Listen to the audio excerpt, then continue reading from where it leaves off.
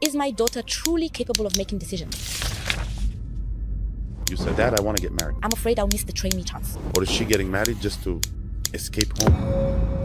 Engagement is the best time. How can I decide to get married all over again? Should I be patient for the sake of my home and really try, or do I give up at the first bump? This isn't a game. Never really been able to say what's bothering us. If she saw my mom, she would treat me like a woman in the house. What does it even mean to be a woman? What does marriage mean? From the start, we didn't choose right. I mean, I could postpone having kids for 2 or 3 years. But that's not a decision you make alone. Don't bring religion into marriage. I told her. Without religion, I wouldn't have gotten married. Your problem is that you separate religion from everyday life. I'll change after marriage. Now, the real disaster, the thing you like most will be the thing you pay for the most.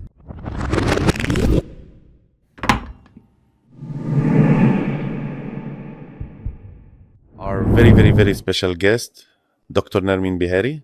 I'm very happy that this episode is with you, and we wanted people to get to know who Nermine El Behairy is. First, I'm happy to be here with you today, and hopefully it will be a nice, useful episode that people can benefit from. Well, originally, I'm an engineer. I studied engineering. After that, I tried several different jobs. I worked in various engineering fields, did a few things there. As they say, I eventually went for what I truly love. So I studied coaching and became certified by Mars Venus Coaching in the United States with Dr. John Gray. Alongside that, I also earned other certificates. And thankfully, I've now been working in the field of coaching and relationships for almost 6 years. So male engineers know they have problems. What about women? Well, let's not talk about that. But I just want to tell you that one of the things I am truly grateful to God for, even though I didn't continue in the field of engineering, but engineering really organizes your mind. It hands it over to you in order. And the way you think, the way you solve problems, analyze things, see everything becomes different. I mean, I see that people sometimes criticize engineers, but their minds are actually organized. Their way of thinking is different. And coaching with engineers is different too. That's really true. Thank you. It's something that men usually have, okay? But that's just how God made it. All right, let's get started. So we agreed that we're going to talk about relationships and how to make them successful and what are the factors that make them work. So I'm going to start with a strange question. Let's go. My daughter says to me, Dad, I want to get married. When can I say that my daughter is ready for a step like this? When my daughter comes to me and says she wants to get married, I need to sit down and open up a discussion with her because I need to start evaluating and getting a sense of things. I need to see where this desire and need are coming from. Meaning, first of all, I need to really see my daughter in general, even before we get into the topic of marriage itself. Does my daughter know how to make decisions? Can she buy a dress for herself, or is she hesitant? Someone must come with him to buy it. She says, I don't know whether to go to this training or that one.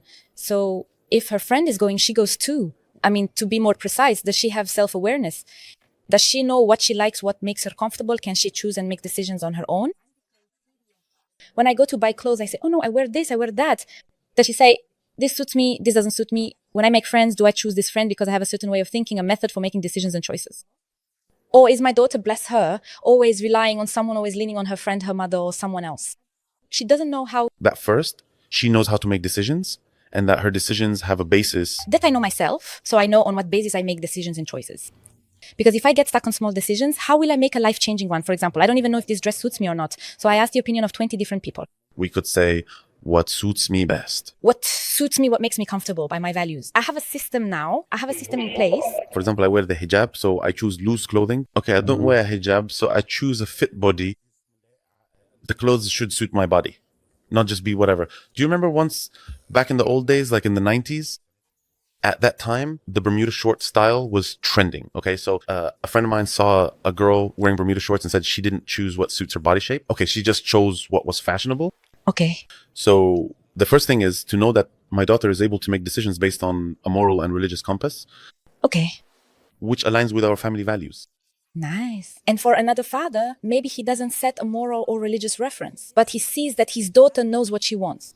Regardless, we're always talking to people who are listening to us, no matter what kind of reference point they have. He wants to take a risk with his money. So the first thing is that she knows herself, she can make decisions and choose. So I feel reassured that she's ready for a life-changing decision. If it's just small decisions, thank God. Okay. The second thing is I need to understand why she wants to get married.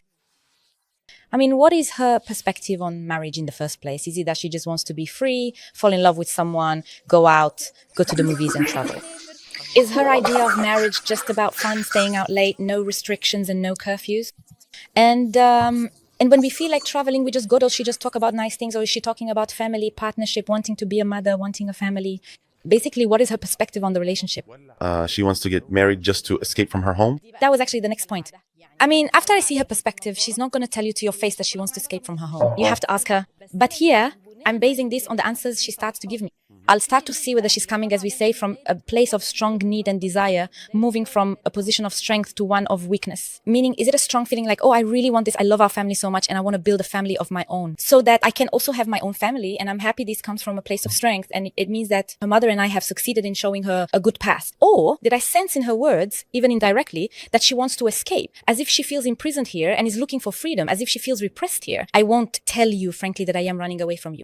Yes, unfortunately, my daughter is about to make a life-changing decision, but it's coming from fear, escape, and weakness. So I need to address why this is happening. And there could be a fourth reason as well, which is I'm afraid of growing older without getting married. So since my friends have started getting engaged, I feel like I have to get engaged now too. So this is also a cycle of fear. It's not so much that I'm ready for a relationship as it is that I'm feeling the pressure from society. You still haven't gotten married. Are we ever going to celebrate you or what? All my friends are going out with their fiancés and I'm the only one sitting at home, unable to go out. So this started to put pressure on me, and I began to want it not because I truly want it, but because I'm trying to escape a certain pressure, my image, and what I'll say in front of people. I'm afraid I'll miss my chance. So again, it's a cycle of fear. We never make any life-changing decision that doesn't come from a place of fear. What are the questions?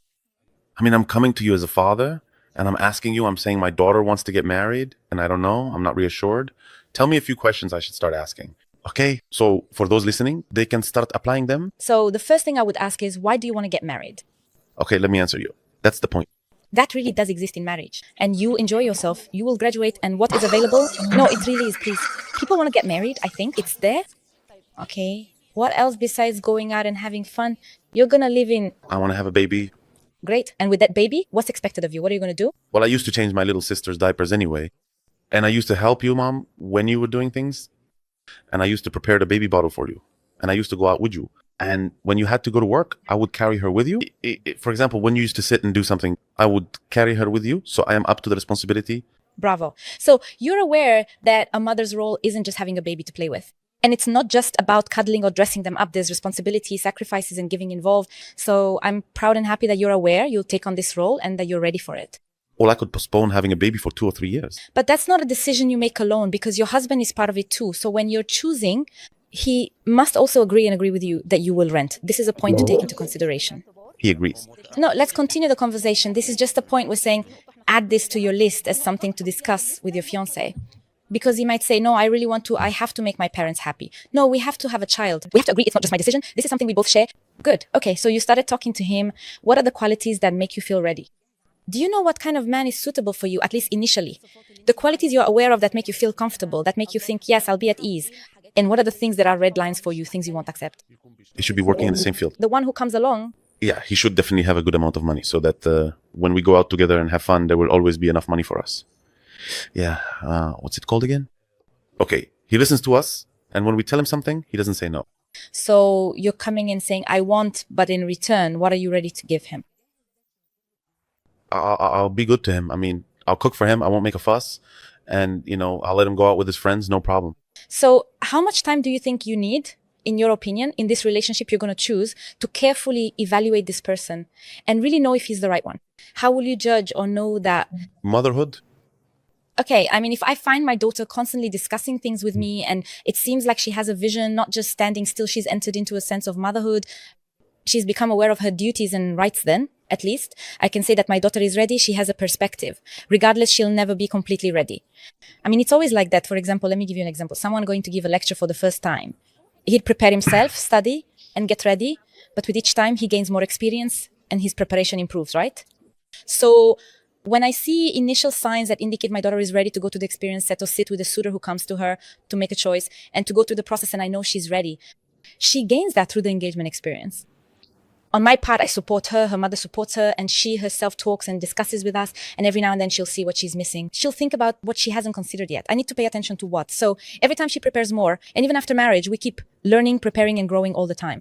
So we also don't want to stress them out when they're not ready yet. We just want the basics at first. But if those aren't there, then no. So right now, what are the things that a girl should naturally know before she gets married? I should know myself, as I said, at least for the most part, not necessarily 100%, but I should know how to choose. I know what I want, for example. Or you might find an argument between the mother and daughter. Wear this. No, I won't wear that. I could never wear something like that. I have a personality. I know how to say no, what suits me and what doesn't, whether we agree or disagree. Also, I know, and this is important, when I make a mistake, I reflect and ask myself, what does that, maybe I can admit that I was wrong. For example, sometimes you find girls coming to me, or maybe they're going through a breakup. Honestly, I turned down this suitor who came to me, and I fought with my family and insisted on my choice. But when I found out the truth, I couldn't go through with it. Yes, she didn't want to admit to them that she was wrong after all those arguments and battles. In the end, I admit that I was wrong. So she kept going, kept trying, until finally she couldn't keep things going smoothly. So I have the courage that when I make the wrong choice and realize it was wrong, if there's still time, I should say, no, I should have that courage. So I look at whether my daughter isn't afraid, whether she faces things, admits her mistakes, discusses, comes to me and says, I'm hesitant, help me, I'm doubtful about this. Or does she always pretend like everything is fine? There are always signs that reassure me about my daughter. It's cattle. Right? She can handle things. I'm reassured that if she ever gets stuck, she'll know how to deal with it, whether with my help or with help from her friends. Does she think things through? Does she ask questions? Or is she, poor thing, as they say, unable to cope and drowning in a glass of water? There's something I want to say in a nice way so I can choose my words carefully. Okay, so now any decision I make, if I decide not to get married just for the sake of going out and having fun, what's the price I have to pay for that? Okay, if you can handle the price, make the decision. If you can handle the price, don't make the decision. For example, I have 2 million pounds. I'm telling you I want to buy a car. I have the option of a used Mercedes or a new Toyota Corolla. All right? So what about the Mercedes? The luxury comes with a price. The annual renewal is expensive. Its maintenance is expensive. Oh, maintenance is inexpensive. You will install it anywhere, no matter how you deal with it. So what's the downside of the Toyota Corolla? It doesn't have the luxury of the Mercedes, but it doesn't consume much fuel. So whatever you choose, accept the consequences of your choice as the price you pay.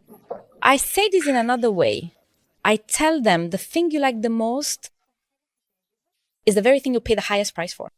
For example, what I really liked about him is that he's ambitious, he throws himself into work, he's driven, he finishes his job, and then goes straight to his course. Wow, that's impressive. But be prepared, because that ambition will always stay with him. So you might find yourself after marriage with him working 1 or even 2 jobs and coming home at 10 o'clock. Are you ready to support him in his ambition so that he's not deceiving you? He told you, I'm ambitious, my work is important to me, and I have dreams, ready to support him on his journey. Or will you, after marriage, start saying, you're neglectful, you're leaving me alone? I really like her, the pretty, stylish, stunning girl. Okay, but are you ready for what comes after that? Or are you going to marry her and then say to her, no, sorry, I don't like you doing this, going there, or going out like that. But you married me like this in the first place.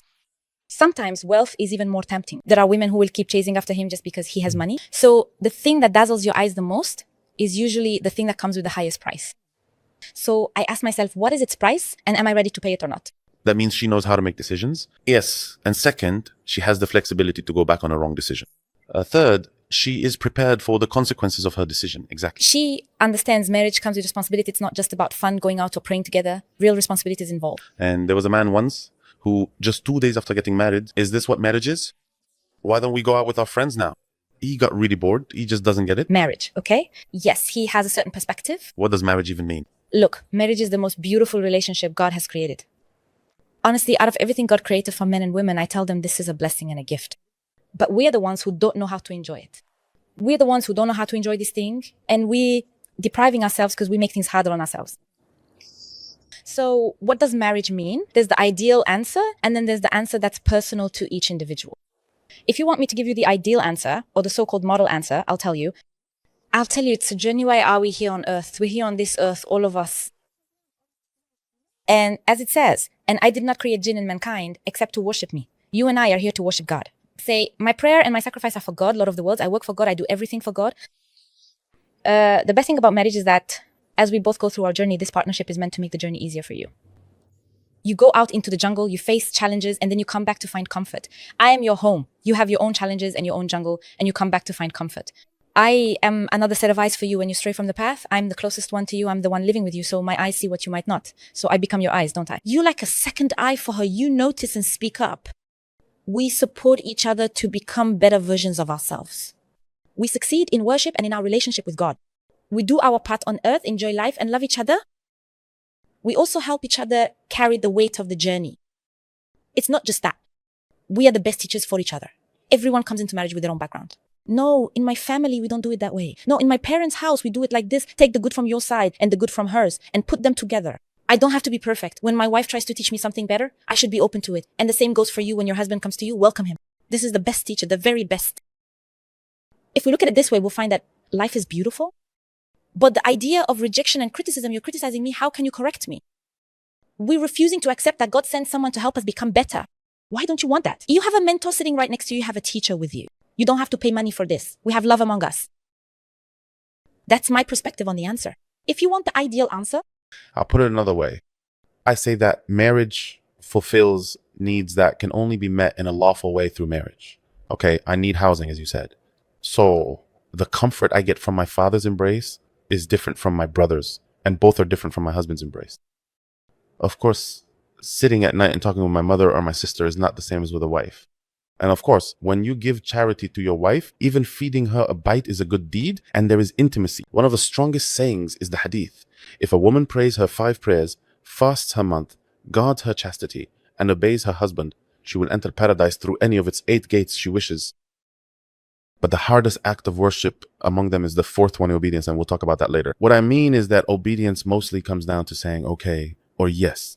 Even if you say it just to keep the peace, that's enough. Just by doing that, you can enter through any of the 8 gates of paradise. Is there any act of worship greater than this? And if you go out to work and a car hits you, if you were providing for your family and you die, you are considered a martyr. Or if you die defending your honor, the same thing. What is this? This is a complete act of worship. As long as you're fulfilling its pillars, it's all counted in your good deeds, right? One time, I made a video talking about this. Someone commented and told me, don't bring marriage into religion. I told him, without religion, you wouldn't even get married. that's the problem. Some want religion kept out of daily life, asking why bring it into everything? But religion is in everything. It's who we are. It's a way of life. You're the one separating it, but it can't be separated. God gave you a way to live by. He didn't give you a way so you could say, no, this is mosque time and this is lifetime. You're the one with the problem in your thinking, separating religion from life. God gave you a way of life because your whole life is based on that way. You're trying to apply its meaning. You try to implement it wherever you can. Unfortunately, there are people who like this separation. I learned how to make decisions. I learned to be flexible, to reconsider. Yes, I learned to have vision. And my glasses. But let me tell you, I didn't bring you here. The second answer, I gave you the model answer. Yes, but not everyone sees things that way. You asked me what I think, and I told you that's the answer. But when it comes to marriage, everyone has the right to their own perspective and their own way of seeing things. So you might meet someone whose approach to marriage is different. Look, I want to come home and find someone who's made me a nice meal. I want to find my clothes clean and tidy, the house clean, and when I have needs, I don't want to do anything that displeases God. My legitimate needs, that's all. So this man is being honest. He's telling you, I'm coming into this life with responsibilities. I'll work. I'll provide for you, give you your allowance. I come home and find my food and my clothes ready. That's the deal I imagined. She loves me, pampers me, and cares for me. So when you come and tell him, you're not doing enough, he says, I'm not falling short with you in anything. I give you money. He's talking to her from his own perspective because this is my definition of the system. Someone else might define this arrangement as a partnership. We share our dreams, our love, our children, and we build everything together, brick by brick, and we both contribute. And for another person, they might have a completely different concept. Independence, exactly. Like nowadays, we see things like weekend marriages. Each of us lives separately during the week, but we're together on the weekend. These are people who see that living together is just a hassle or a burden. So independence is what dominates the relationship. But we spend some time together, just so we don't anger God. We have some needs that we fulfill with our friends. But the main thing is independence. Honestly, if that's your perspective, it's not my job to tell you whether your view is right or wrong, but you should look for a partner who agrees with you so you don't end up making each other miserable and depriving yourselves, living in misery just because you didn't choose right from the start. Sometimes, no, I'm honest, right? From the very start, I say I want to go out at night, eat, drink, and that's just how I am. But I promise I'll change after marriage. And that's where the disaster lies. Women say, I'll retrain the man from scratch. I'll raise him my way. Just let me marry her and she'll change because of that. Look, here's a really beautiful point from the Prophet, peace be upon him. There's always a principle I keep telling people, don't make something broad become narrow. Meaning, don't take something that's wide and open and then we go and restrict it. So when the Prophet, peace be upon him, spoke about marriage, he said, if someone comes to you whose religion and character you are pleased with, he didn't say, if a religious and well-mannered person comes to you. If he had said that, he would make something broad become narrow, and we might ask, who, O Messenger of Allah? A religious person, what does that mean? 1, 2, 3. Who is the well-mannered one? 1, 2, 3. Right. It's broad. So the word you are pleased with is absolutely brilliant.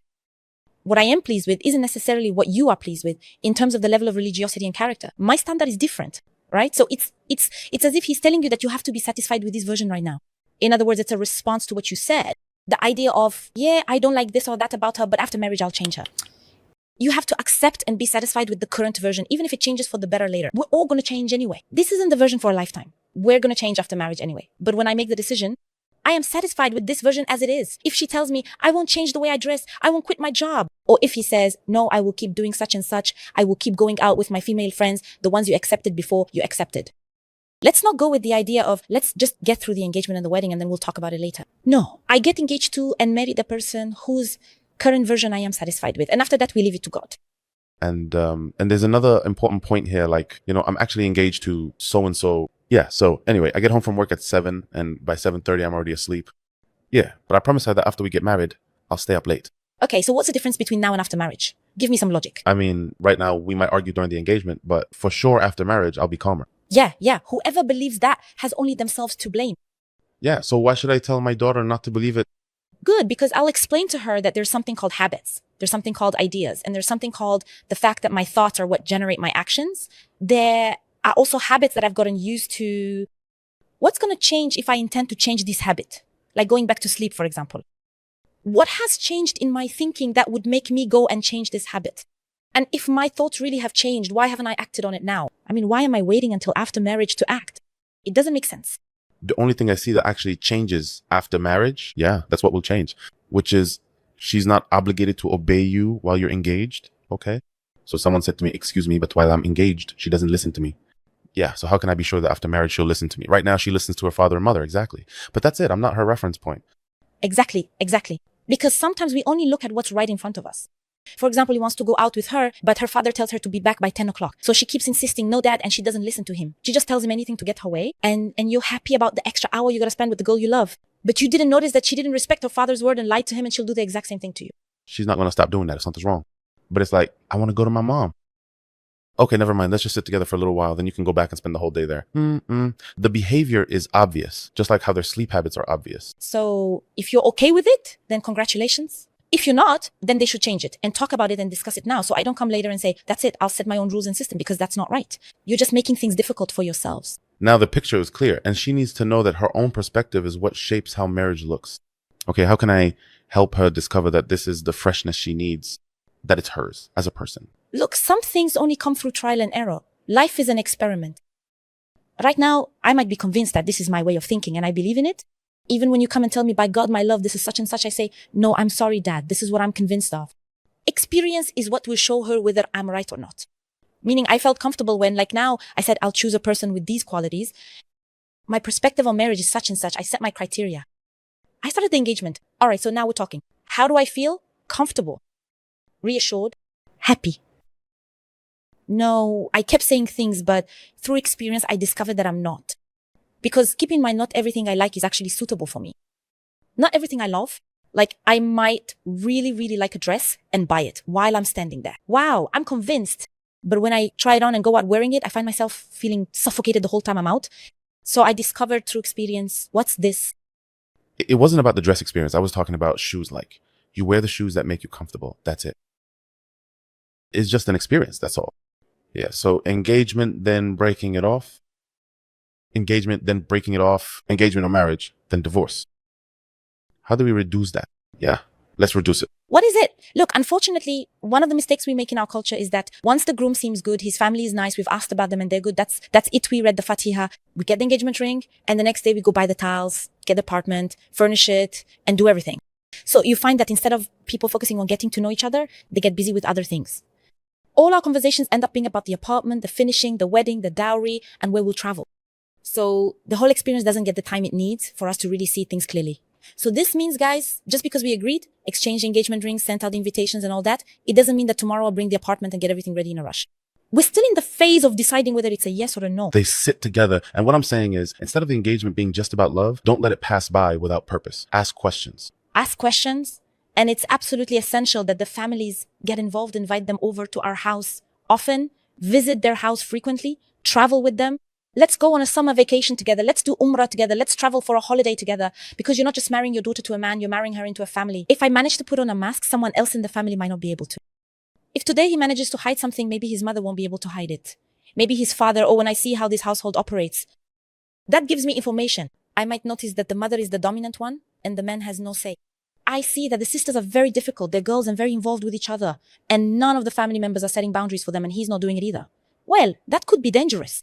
My role is to warn her, pay attention, my daughter, to such and such, because I act as a second pair of eyes for my daughter. Just because she's capable of seeing things doesn't mean she sees everything. Any one of us, in the middle of any event, sometimes needs a second pair of eyes to show us details we're not noticing. So at the very least, here I am as a second set of eyes, seeing other information and showing it to my daughter. Pay attention to this. Be careful with this approach. Notice how he responds to his mother. Pay attention. I have a feeling. Include this. This is my opinion on this point. Study it. Take it into account. So again, the involvement of families during the engagement period is extremely, extremely important. The relationship shouldn't be superficial. I agree with you 120%.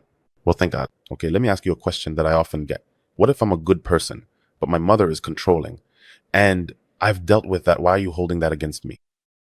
I'm a good person, okay? But it's my sister who behaves badly. Why am I being blamed for that? Thank you. Look, we didn't say we're holding you accountable. I said I would tell her to take that into consideration. I told her during the engagement. Or I told her, well, his sister is interfering. What is his reaction? Is he wise and smart, able to rein her in without confrontation? Or is it just, well, what can I do? She's my sister. I am not upset anymore because you are negative. No, I'm not objecting. Okay, as for his mother, I noticed that she does such and such. There are things I didn't like. So I'll start to focus and see what is his perspective on women. What is your own image of women in the first place? I start to see if he notices the things that bother me about his mother. I try to bring them up in different ways and see if in some things I can actually be reassured that I'm not like him and that I haven't absorbed that way of thinking. On the contrary, I rebel against it, I reject it, and I want to create a better model than that. Thank you. Thank God who spared us from that. I'll ask another question as well. Look, I'm with you. Honestly, I already agree with you.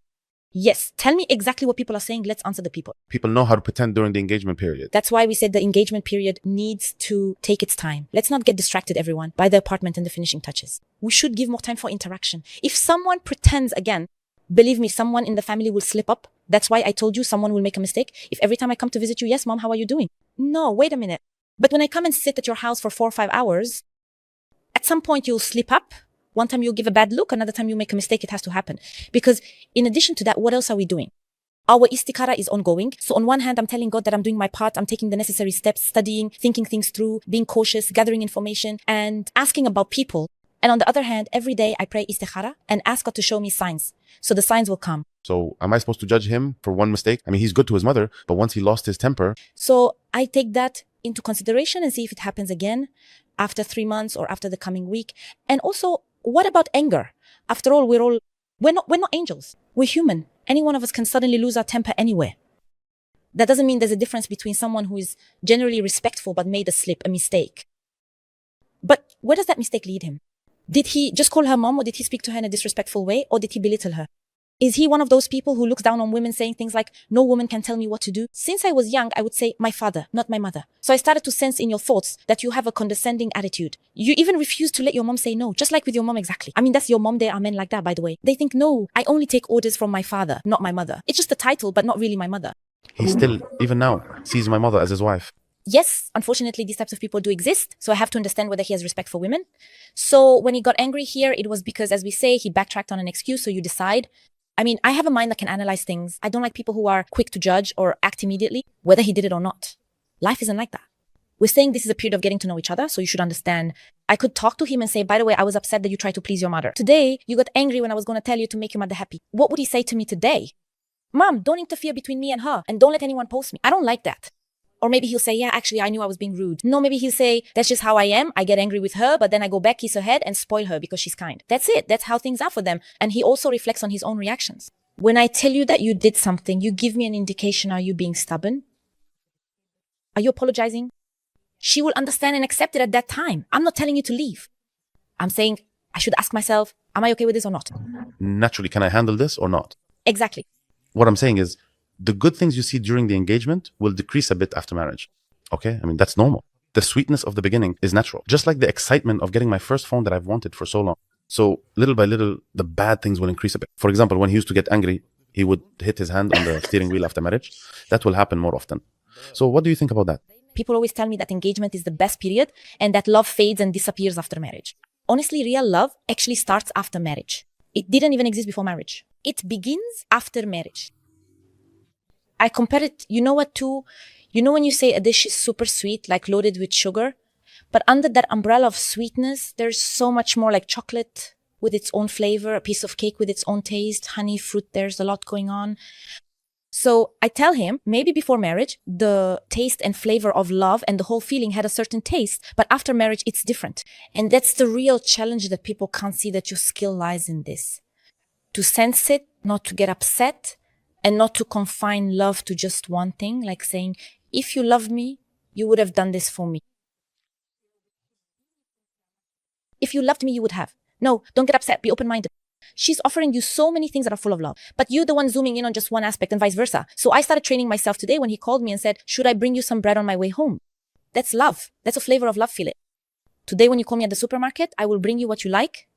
That's love. By the way, it's true that the excitement you compared to during the engagement period isn't there. It was just excitement because you were fixated on that feeling. But actually, there are so many flavors and varieties of love. You're the one who needs to train yourself to sense them so you can keep feeling, wow, I'm living in a state of love. But when I narrow things down and limit myself, I don't feel like I'm living in a state of love. Now it's all about responsibility and pressure. Love during the engagement is just dopamine. Okay. It's all about adventures and excitement. And sometimes there are problems that don't show up during the engagement. They only appear after marriage, of course. For example, I told a friend honestly, the first time he talked to his fiancée about something they couldn't agree on, in the end, he just locked his phone and went to sleep. Okay, I get it. I told him, that's a luxury you won't have after marriage. After marriage, we have to finish the argument. Right then and there. Yeah. I told them when you're engaged, you came down. You both go out together. Each of you comes in your own car, for example. You meet up. You get upset with each other. Fuck you. Whatever. Forget you. Everyone go home and calm down a bit. But after that, after marriage, you both go in the same car to the same house. The same room. So even though you don't even know how to argue during the engagement, and the easiest thing for you is just to turn off your phones. That won't work. Absolutely right. So part of it is that we created problems during the engagement, which means we don't have the flexibility to argue. And arguments can escalate to what exactly? We just cool off, each one on their own. We never learned how to express what bothered us. Like, by the way, I get upset when such and such happens. So please pay attention to that. And you be aware that this part really bothers me. It's like, we can end up leaving the same table, finishing the outing, having argued but still happy, and no one hangs up the phone on the other again. Yeah, if we can't do that during the engagement, the arguments will only escalate after marriage when we're face to face all the time. So are you saying that we have to learn to communicate even when we're upset, even when it's really difficult? No, it's not just about communicating. But flexibility is one thing. But actually, there are some people who don't even know how to say why they're upset. Like, for example, if you ask them, are you upset about something? They'll say, well, you figure it out yourself. He just doesn't know how to express himself. What's wrong? Nothing. That's your thing. That's what you all do. No, let me tell you what's wrong. Nothing. Please stop saying that. No, she actually knows how to express herself well. I'm telling you that what's wrong. Nothing thing. That's a whole other story. But honestly, there really are both men and women who just can't say what's wrong. I'm saying the sign that someone can't express themselves is when you ask when you're upset, how can I fix it? And they can't answer. Let me calm down on my own and then we'll talk. If I need to be alone, then that means I don't know how to express myself. No, that's not necessarily true. Why are you limiting it to not being able to express oneself? I mean, maybe I do know. But I know myself, some people might have the same reaction on the surface, but it's actually completely different. For example, two people might both turn off their phones, but one of them is running away because he doesn't like to confront things, because he doesn't know how to talk, because he just can't. And another person might have a reason whether it's right or wrong. That's another matter. They might think, if we talk now, we'll just clash even more. Things will just get more heated. So let me come down, organize my thoughts, and then come to you and explain how to handle things step by step. If someone has the skill to express their feelings right away, they won't need to wait for a while to calm down. It's not always necessary to express my feelings right away. Okay, so right now I'm upset with you because of something. Today I have an important shoot, and you didn't make me a cup of coffee, even though I asked you more than once. Or you didn't iron my shirt, so I kept that bottled up inside for a while. Another situation, we were going out to visit my mom. You were a bit late. Another incident, I'm just sitting here letting things pile up. So now I'm shutting down so I can organize my thoughts and complain to you about a lot of things. No, at this point, you've gone somewhere else as far as I'm concerned. So now I'm complaining to you about several things. No, you used to say that I should express myself at the time. So if I didn't do it with the first cup of tea or coffee, you meant that I should come and tell you right away, spontaneously. What made me want? No. Now the argument has reached a point where I'm just going to stay quiet. Now I'm going to organize my thoughts. It's not our problem. So that means it's been building up. Okay, not necessarily. I mean, it could be that there aren't any built-up issues and we just had a new argument right now. First, give me an example, please. Like two people are sitting together, there are no built-up issues, and while they're sitting, they get into an argument. She spoke to him in a disrespectful way. He sees that as disrespect, and you yelled, and now we look bad in front of people. All right, let's pay the bill and leave. But I want to talk to you right now. No, please, leave me alone. When I come down, we'll talk. So he just said, that's it, you spoke disrespectfully. No, but that's not everything he's feeling. He actually wants to talk more. Maybe he wants to get more off his chest. But here, he's in a state of self-control. It's not because I'm running away. It's not because I don't know what to say to you. I'm just trying to control myself. I don't want things to escalate. I don't want to start yelling and then you start yelling too. Why did you grow up? So I go back and try to contain the situation. Managing emotions, by the way, is very important. I know when to let things out and when to hold back once I've calmed down. Look, let me tell you, What happened today is unacceptable. It's a complete red line. But the thing that bothers me most in life is when you raise your voice at me, whether we're alone or in front of others. So I'm laying it all out for you like this, as we say, and I'm telling you, but I waited until I come down so I could be firm with you, not to fight or threaten you. But seriously, don't you dare raise your voice at me again. He didn't say it like that. Let me calm down by myself. He said it in Arabic. She didn't say, well, what about you? Let me ask you a question. Tell me, who should I be to you? And what should I do when you're upset so I can make it up to you? Let me, Amr, calm down on my own, and then we can talk. You'll see that I've calmed down. But here, he doesn't know how to express himself, mashallah. But I have no problem with you. okay, let me tell you. All right, I'll give you a real life example. For example, I knew a woman who used to complain that her husband hit her. That's it. When she comes and tells you, look, my son, the story from the outside seems like he's the perpetrator, hitting her and all that. Come here, young man. Why are you hitting her, sir? What did the woman do to you? Look, Nermine, when I get angry, I go on fire. And that's a flaw in me. So I tell her, when you let me get to that point, I walk away, I withdraw, I lock myself in because I don't want to make a mistake with you or upset you. We're not saying whether it's right or wrong, but he's saying, that's how I am. I don't know how to change. She keeps coming to me, knocking on the door, saying, talk to me or come out, we have to talk. And I'm not the type who wants you to leave me and walk away without talking to me. So she keeps provoking him. And if you're a man, talk to me. If you're a man, answer me and stand up to the situation. So I end up getting provoked, snapping and hitting her. I'm not saying whether that's right or wrong. What we're saying here is that when he walked out, it wasn't because he was running away. He was trying, he knows his own flaw, so he tries to avoid it. That's why they say an action might look like one thing on the surface, but the intention and the core of each person are different. That's very relatable in this situation. Anger can come from fear or from anxiety or from anger itself. And in the end, it turns into a behavior. Okay, so this feeling I have, you need to understand what's behind that feeling, right?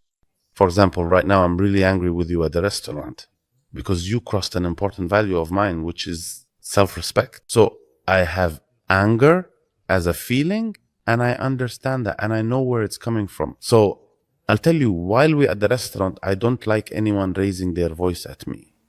In general, I don't raise my voice at you, and you shouldn't raise your voice at me. Can we sit and talk respectfully, or should I just leave and go to the other situation? I also feel angry because you are sitting there raising your voice at me.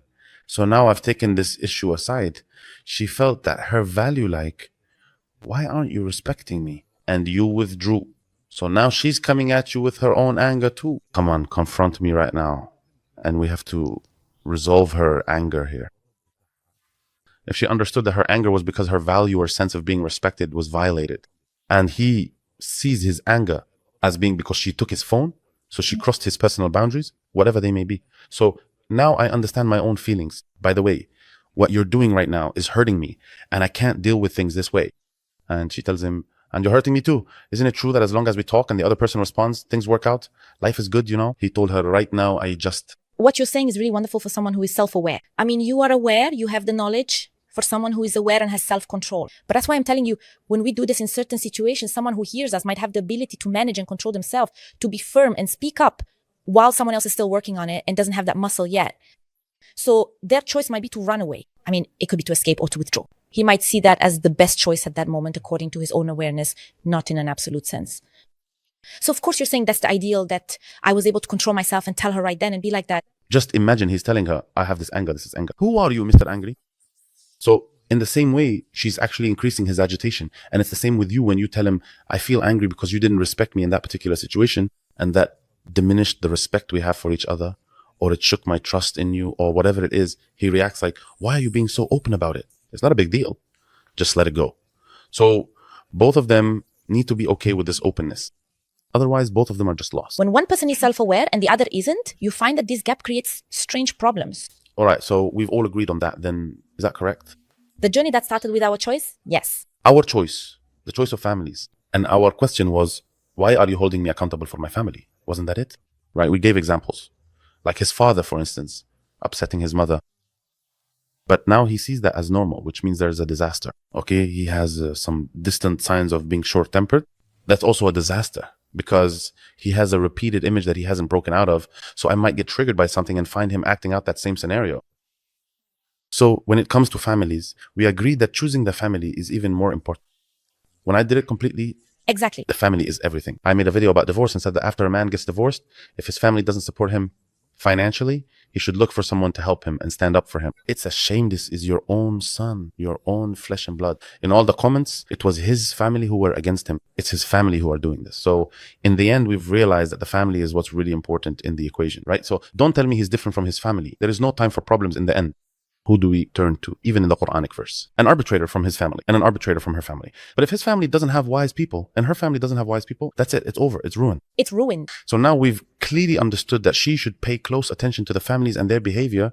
And there's also one last point I'd like to add here, just so we don't come off as too idealistic and make things harder. There's an analogy I like to use. There is land that's suitable for farming and land that's not suitable for farming. And this comes from discussion and dialogue. There are signs that tell me the person in front of me is open, that if you plant a seed, it will grow. For example, maybe his way isn't the best, but when I started talking with him, I found that, oh, I really never thought about it that way before. Honestly, he really started giving me signs, started applying things, and I began to see, wow, this is a flexible person. When someone sheds light on something that's dark for him, he's like, wow, I'm ready to change, and I don't get that alarm that makes me want to run away quickly. So this looks like fertile ground. We also have to be patient with each other. We're human, not angels. But if when I try to talk to him, he's stubborn, refuses and doesn't listen and says, no, this is how we were raised. This is what I know. And that's it. Then I'm not satisfied. So thank you. May God make things easy for you. And may God make things easy for me. These are traits that help a marriage succeed in the early stages, but they can also lead to collapse later. Flexibility. That's what you just said, right? Okay. Like, wait, seriously, what is this? Yes, flexibility. He's able to approach things differently in that situation and adjust. But if you shift again later, we'll both fall into confusion and uncertainty. She understands what marriage means and understands the meaning of responsibility. So this is the third stage, which is what comes after marriage. There has to be a routine in our lives. Having breakfast together, for example. Well, isn't tea enough? Yes, not lunch. Dinner on Friday, as long as there's a routine, even during times of upset. Honestly, having a cup of tea with you is different from just saying, come on, let's make up. Right? Okay. Let's also talk about my daughter and discuss what problems I, as a father or mother, might have caused in my daughter that affected the purity of her choices. As a father to your daughter, you were the first role model for her to draw her image of a man. This is the first man in her life. So the first idea she formed about men was based on you. For example, she grew up seeing you respect her mother. You love her. You spoil her and help her. What she saw from you is what shapes her image of women. So this man is a good and wonderful person. And the woman is a respected and valued being and so on. In other words, her image of men and women will be shaped by her relationship with her mother and father. Well, I saw dad can be sweet with me and delicious, but with mom. Dad treats mom in a certain way, then I'll start to see that men are this and that women are beings who are stepped on. Beings who have no rights. Beings who are mistreated. And then I might grow up to be a feminist fighting for women's rights because I saw my mother oppressed. My mother isn't happy. My mother isn't appreciated. So the first thing I play a role in is that she has already formed an image of what a man is and what a woman is, and then an image of what marriage is. If she saw a good relationship, she might think, wow, I want to have one that. But if she saw a bad relationship, then one of two things happens. Either she becomes traumatized and hates marriage, or there's another type who goes for the other model. That is, I want to escape because there's a part inside my mind that wants to create a successful model of marriage. These people couldn't do it, but I will. My dad is short-tempered. I married a short-tempered man to prove to my mom that if you treat him well, he wouldn't be short-tempered. Here, her mind starts playing a lot of games with her. She might keep saying, there's no way I'll marry a short-tempered man. And yet she ends up with a short-tempered man. Or she might have this idea that what my mom couldn't do, I will do. Or she goes to the extreme and says, I'll marry a man. I'm the one who's controlling, and I'm not going to be that because I refuse to be a copy of my mom. Everyone grows up in the same environment, but their reactions are different. If I was a bad father, how can I fix that before my daughter gets married? Yes, look, we have a nice rule. Repent and make amends. By the way, this applies to all relationships, whether it's with my daughter, my wife, or anyone else. There are mistakes for which an apology is enough, and there are mistakes where an apology alone is insufficient, and that I'm not enough just by apologizing. I have to make things right. Whoever causes harm must make amends. Exactly. I realized my awareness grew. When I was a young father, I didn't have the awareness or experience and so on. One day I woke up and learned.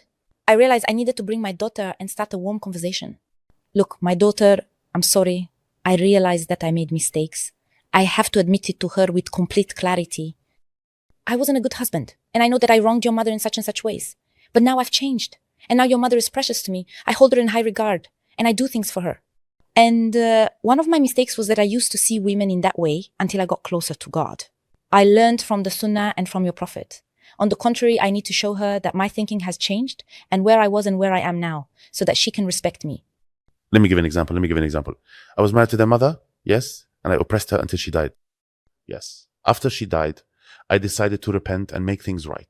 Okay, and my daughter, she won't forgive. Let's not say definitely. 70%. She won't forgive, all right? How does making things right work? Now, in the example you just gave, as I said, you went to a rare or unusual case, but we deal with God, not with people. I don't have the power to make someone forgive me, or to make someone make amends, or to make someone be okay. So I do what I can before God. I went and talked once, twice, and made an effort once, twice, 3 times. If it doesn't work after several tries, that's it. My daughter doesn't want to. So that's it. I shouldn't give up easily. I should be persistent because the mistake is big. I can't just give up quickly. And along with that, I prayed to God, oh Lord, soften her heart. Oh Lord, I have repented and I trust in you. And honestly, my daughter, this is her test. We are all tested now. You are her father, which is a family bond, a relationship. You came, apologized, regretted it, and are trying. Whether she accepts it or not, that's her own journey with God. And she will choose how to deal with you, whether with kindness, even if her heart hasn't forgiven you, or by saying, I will never forgive you or deal with you. She is also being tested.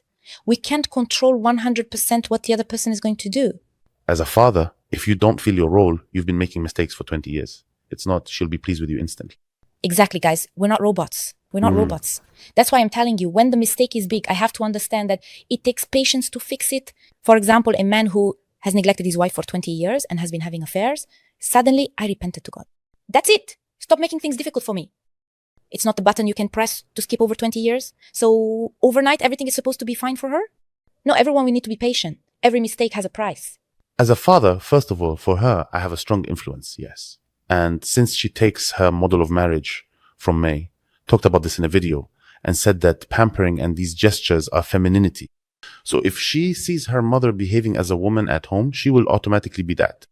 Okay? That's the natural way. She always sees her mother taking care of herself, always moving a certain way, always speaking a certain way, a real lady. Okay? But let's suppose her mother passed away, or I got separated and raised them alone, so she never saw the image of a woman. Or maybe both mom and dad were overly proper, with no femininity at all. Okay? There are 2 questions. Is femininity even important for the success of marriage later on, and how can she learn it? All right, before I answer you, first we need to, when we want to reach something or achieve something, I need to make sure my mind understands what the word even means. When I say femininity is important, some people might hear it and think they understand, and there are others who are, what does that even mean? What does it even mean to be feminine? What does it even mean to be this or that?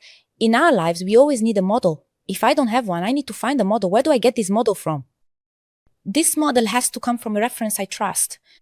I take the model from there because the result of that example was successful. People come and join me. No, I would say, this is a strategy, show me its results, and then we can talk. It's not just talk for the sake of talking or convincing me. We need to see actual results. So here, my mother, when she created a model wow, I grew up in my mother's house seeing a smart woman who knows how to talk to my father, knows how to say sweet words to him, and knows, for example, before he comes home, she welcomes him looking her best, and she does, as the Prophet said, nothing leaves her except what is pleasant, and nothing unpleasant comes from her. And I saw that the relationship was good, and my father spoiled her and spoke kindly to her. So that model was successful, and I should follow it. But if my mother turned out to be the opposite and not caring at talent, I noticed that the relationship had problems and was always full of arguments. Then I need to go and see what I observed so I can learn from it.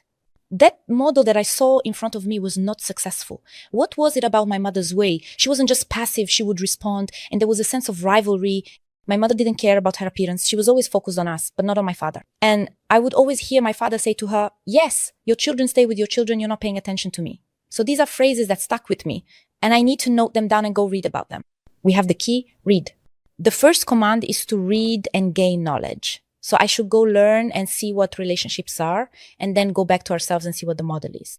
So which of my friends, which of my aunties, which of our neighbors, I see, wow, that relationship is really good. Wow, I have this relative, my uncle and his wife, they're amazing together. I have my aunt and her husband, they're a love story. Yeah, so observe this woman. What does this woman do? How do they talk to each other? How does she joke and tease him, as we say? And how does she joke with him? So God has sent me a model. It's impossible for me to have a problem without there being a solution model. If you search your own screen, you'll definitely find a solution model. If you can't with relatives, read, learn, go take a course. Thank God we're living in a lucky era. There are so many courses, books, workshops, YouTube videos, and podcasts that will teach you and spoon feed you everything. In the past, people used to learn through experience. Now, everything is spoon fed to you. Everyone tells you 1, 2, 3, 1, 2, 3. Just do it. Thank you. so tell us 1, 2, 3. 1, 2, 3. That you know there's a difference between saying, I'm equal to a man in rights and duties, for example, in things before God. And there's a difference between saying that and knowing that we are different and that each of us has been given their own superpower by God. If I try to take on a power that isn't mine, I'll end up exhausted. Like the woman who says, no, I'm just a man and he has to convince me and I have to do things. Okay, go ahead and try it out for yourself. If you find that this strategy works for you, great. Congratulations to you. But the surprise is it's going to bring you onions and a whole lot of bitterness. So don't sit there and try to convince me that it's the right way. Why? Because the outcome is telling you that you're getting onions. So take off the filter of right and wrong. For us, we have halal and haramur. Religion has set the boundaries, or I have another standard that shakes me or holds me back, but just remove the right and wrong filter for me. We women, we're not talking about right and wrong. Okay, let's try this. When he came and told you, this is what I have. So after that, whatever you see and accept, that's it. You went and joked with him that. You went and acted sweet with him, said a couple of words and you found him. After that, on his own, he came and told you, okay, I agree. You can go out. So then you find cheekiness. So do I have to trick him? Do I have to treat him he's a child, for example? So he accepts being treated the child. Let's not get into that. You're winning with us in this. Exactly. Let's not get into cheekiness. He's telling you, with him you'll eat mangoes, but with us we'll be eating onions and bitter hardship. So don't argue, Brother Ali, about something that's giving you mangoes. You didn't take the manga. So why do you care how he got it? That's also a lesson for women. She needs to look out for your best interests. I'm not telling you to think this way so that he'll be happy before you're happy. Look out for your own interest, lady. You're the one benefiting. So you're going to get a blessing, just that, as we say. Fully feminine? She won't be satisfied unless he's fully masculine?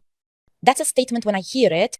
If I were an ordinary woman, what you're saying, what does that even mean? Who among us is complete and who is truly complete? We're all imperfect. So what is my mind supposed to do except for me to say, when I'm a woman who knows my rights and my responsibilities, I know my duties, I know my rights, and I know what I deserve, won't accept anything less than that. I know that as a woman, both religiously and traditionally, I am under the protection of a man. So when I marry a man and I find that he doesn't care about me, he doesn't get jealous of me, he doesn't ask me where I'm going or where I'm coming from, what's that about? He leaves everything up to me, relies on me to do everything, and my body or my mind is supposed to handle it all. I hope that's outside the model I have in mind. So here, I won't accept this model because this doesn't give me the qualities of a man that I know. I know the characteristics of men and women, both religiously and traditionally, and how things are supposed to go. He has his responsibilities and I have mine. He has his way and I have mine. So when something goes against the model, I won't accept it. And the opposite is true as a man. I know that a woman or a female is supposed to behave in a certain way, have a certain level of modesty and certain morals. So when I see something that goes against that, I won't accept it. If I'm supposed to be on the side of not saying I'm perfect, manliness and manners are complete. I have the qualities of manhood. I have these traits. So I'll accept this model, but I won't accept that model. I was talking about the issue of the word okay or yes. Engineer Ayman Abdul Rahim used to say, if you don't know how to say yes, then don't get married. Okay? So a woman told me, I don't know how to say yes. You said that about me. Just say yes. That's it. I told her from the beginning, choose someone who has to have discussions. But you have to know that in the end, you'll have to say, yes, that's the benefit of what you said. Either way, I'm under his wing. So in the end, he's the one responsible for me. Okay. So knowing that I'll have to say yeses in the end anyway, I have to choose someone whose mind I trust, someone whose decisions I trust, someone whose actions I trust, someone whose wisdom I trust, that this person is the one, hand him the key to leadership. Thank you. Thank you very much. You said this part because now I'm going to tell you about women and I'll tell you my advice for men in this area. This is a problem for a lot of men to say, Nermine, you insist that I have to convince you and discuss everything with you. I'm not an animal to just live with you in the house. You drag me along and pull me and I just say yes and amen. And you don't want to tell me, not even let me refuse. This is a fight that happens in a lot of homes. Let's also stand somewhere in the middle and look at it neutrally from the outside. Now, when I ask a man, if I ask him, what is your goal? I want you to trust me. Trust my mind, sit and discuss things with me and say yes to me, thank you. Isn't it true that when I want a goal, I have to plan for it and work for it? right? That's a given. So now let's say I'm someone who got engaged to your daughter. Let's go back to your daughter. I've known her for a few months in certain ways. You saw a bit of a woman and you're a man from the West. So don't expect me from day one when you come and tell me you've decided to quit your job, sell this, and let's go live somewhere else, for example, to just say amen right away. Let's be realistic. You're a stranger. So if I want to reach that point, I have to build the trust you're talking about. It's built, not given. Right? I'll tell you why I'm thinking. Or not. I'm not saying this to convince you. I'm showing you how I think and what's on my mind. And I'm reminding you that I'm thinking about the future, not just the present. And gradually you start to trust, wow, this guy is wise. This man looks to the future and doesn't just think with his emotions. And as you go, little by little, she'll start to trust you. But this trust comes from strength, not from weakness. It's not that you've overpowered me. Listen, no, now I see that you're really strong and you're truly remarkable. You are a leader. So in order to reach leadership with love, where she willingly trusts you, I need to build trust and respect her mind. The Prophet used to consult and communicate, and the first thing he did when he was troubled was go to Lady Khadija, and she helped him and went to Waraqa ibn Awfal. The more secure she feels, the more she'll feel that you respect her mind and listen to her, even if she just needs reassurance. There is no woman who wants to lead. She doesn't want the headache. You can stick with the exceptions. What you said is absolutely right. Not advice from a man, my son. My son, another very healthy and important thing in a relationship is this. Do I want my word to always be the absolute final one? Or are we now aware that the opinion and the decision should come from the person who truly understands not just anyone? For example, insignificant life matters. And in the finer details, we'll discuss and talk things through. Sometimes I might have the energy, whatever it is, but if we disagree, the decision is ultimately mine, period. And that's simply how it is. But let's suppose when it comes to matters concerning the children, there are fathers who are involved in the details of their kids' lives, and there are fathers who don't even know what grade their kids are in or when they come home at night. Now, if a disagreement happens, say your wife comes to you and says, I want to get Mohammed a tutor. And you say, no, I'm against tutoring. My dear, this is Mohammed. And you start discussing it. So if we disagree, who gets to make the decision here? The one who's in charge. Thank you. So also, when a woman sees that I'm not completely in control, I'm the one who decides the household expenses. And I'm the one who says so, but you don't know anything about the expenses. You never come with me to the supermarket and you don't know anything about your kids, but you're the one who wants it to be like that for her. That's called oppression. That's oppression and control. It's not called being a man who leads. So I'll keep rebelling and being stubborn because of you. Here is driven by fear for the children's well-being. If I'm involved and aware and I start talking to you and saying, no, I can accept it because you're with me in the middle of everything. But if you're on the outside, you don't know anything and you're insisting, then I'll interpret it this way. No, that's not manliness or leadership. No, that's just control and domination. Let's summarize it. For what purpose? In one sentence. Come on, who will do it? A man learns that you build her trust in you through discussion. Build your trust with her, not in her. Your trust in her is regrettable. Your trust in her that you understand her. Why do you think that way? And you share with her and elevate, just like you said at the very beginning of the podcast, that marriage is about being a mentor to her and she's a mentor to me. So here, in this moment, I'm a mentor to Herai, teach her how I think, and she thinks with me and discusses things with me. How does she think? So both of us are flexible and we reach a common ground. Some decisions are yours and some decisions are mine. Yes, like me. You said, whose decision is it when it comes to school? The man says, I pay the fees and maybe I pay for the school bus or drop them off. And the mother says, I'm the one who will study with them. I'll follow up. I'll handle things. So the decision becomes ours together. It's not right for one person to take over the decision. So there will be decisions that are ours. Some decisions might be yours. Some might be mine. And sometimes as well, let me tell you something personal too. This happened once. I always like to give this example to show that sometimes we unnecessarily narrow things down. Like the idea that I have to think and decide by myself. And I don't need, by the way, your wife might point out things to you that you would never think of yourself. And vice versa. For example, there was a personal situation a while back. My daughter was little and she had a problem that seemed minor. And I thought her father said, I'll just take her to the doctor. It's nothing serious. That's it. Then he came back and told me, no, it turned out to be a big deal. We did this and that and she needs surgery. It was quite a story, thank God. We were really shocked and worried about her. Suddenly, it was a shock. The whole situation was heading in a completely different direction. And we just sat there feeling like everything was falling apart.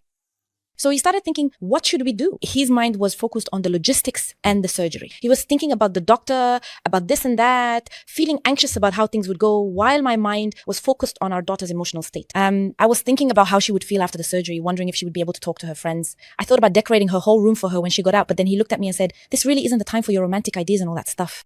I told him, no, I don't want her mind to record this as a memory because it would be terrifying for her. I don't want her to remember this experience in a negative way. You think of pain? I want to create a better memory for her. So when she looks back, she remembers her friends, the gathering, the laughter, and the surprise. I want to create something stronger that overshadows the bad part. At that moment, he said to me, yeah, you're taking me to places I never go at all. That's your thing. Exactly. This is the perfection and beauty of the integration of masculine and feminine energy. If, for example, any may God protect everyone, a mother, not a widow, whose husband has passed away, her daughter is about to have surgery, she would tell her daughter, my dear, and she would hold herself together. And the opposite is true if it's a man and there's no wife. In both cases, life goes on. But when both are there, I used to tell her, cry and allow yourself to cry. Come to me now. By the way, Kafi, it's okay for you to be scared. That's how it is. Don't be afraid. I'm right here beside you. Don't worry. Daddy is with you. So each one talks to her in a way that strengthens her in their own way. This is the beauty of integration. I always talk about the energy of femininity and masculinity. So I might be making a decision at work. I'm convinced that this is my job and I understand it. But I might not realize that if I chat with my wife, she could open up a creative idea for me. Because women have some amazing qualities. Creativity is when you can tell a man is married just by looking at his clothes. Before a man gets married, his colors are basic. Yes, gray and navy blue. White and black. Brown. Look, straightforward colors. But as soon as he gets married, our friends start showing up in pink shirts. Yeah, and with a scarf or something. I don't even know how it's styled. A woman has entered his life, even men. Their lives are very primitive. Okay, take a group of men traveling abroad. Their stuff is just thrown on the floor. I mean, have a couch, a stove, I don't know what else. And that's enough for us. But when a woman enters his life, she brings things in. Touches and arrangements. Yeah, of course. The man's role is always about protection. Security. Exactly. That masculine responsibility, like, this is my role. This is how I feel about the world. And the woman's role, for her, it feels like comfort or bliss. Yeah. I mean, an unmarried man, you feel like his life is empty. It has no flavor. It's just dry, really dry. Exactly. And a woman without a husband feels like life is terrifying. So the two complete each other. I give you security and you give me happiness. Marriage is really wonderful. It truly is. Exactly. It's not like we're depriving ourselves selfishly. It's a beautiful and amazing system, but we're the ones who can't understand it. So we end up living in conflicts. These conflicts are really about power, who has authority over what. This was resolved when we said, build your authority through her trust in you by showing her how you think in order to reach solutions. Is it a struggle over who is stronger? No, you have your strength in one area and she has her strength in another. It's not a struggle. Who is more suitable? I have authority in some things and you have authority in others. Who is better at raising the children? I have abilities and you have abilities. Why are we even competing in the first place? Exactly. We complement each other. We're not competing or contending over something. Yeah, competing over what am I supposed to win? No trophy. I'm the Egypt national football team and you're the Egypt national volleyball team, so we'll never compete. So you have your area and I have mine. Let's just enjoy that. What did we say was the recipe for femininity? So number one is that she should look for a role model. Exactly. And that role model should be successful. A successful role model. I know as a woman, as we said from experience, when I use a certain strategy and it gets me good results, I realize that the man in front of me doesn't lack friends. She has plenty of friends. So when he talks to me, he should feel like he's talking to one of his buddies. What he is missing is his mother. That's not okay. But if we're talking about the topic of discussion, let's say, for example, if I act like his mother, that's not going to work. He doesn't want to feel like he's talking to one of his friends. He wants to say one word to my wife. So when I talk to him, who will I win the conversation? But when I talk to you man to man, as they say, you won't win because in the end, your logic will never beat his logic even if deep down he knows. He'll never admit he's wrong. We're the kings of flipping the table. Exactly. That's scientifically proven. Yeah.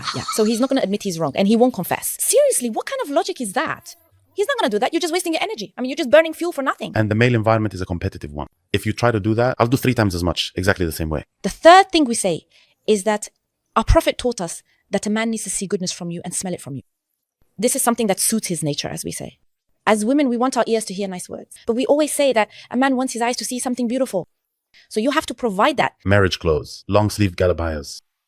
Whatever it is, it depends in large part on the society. Exactly.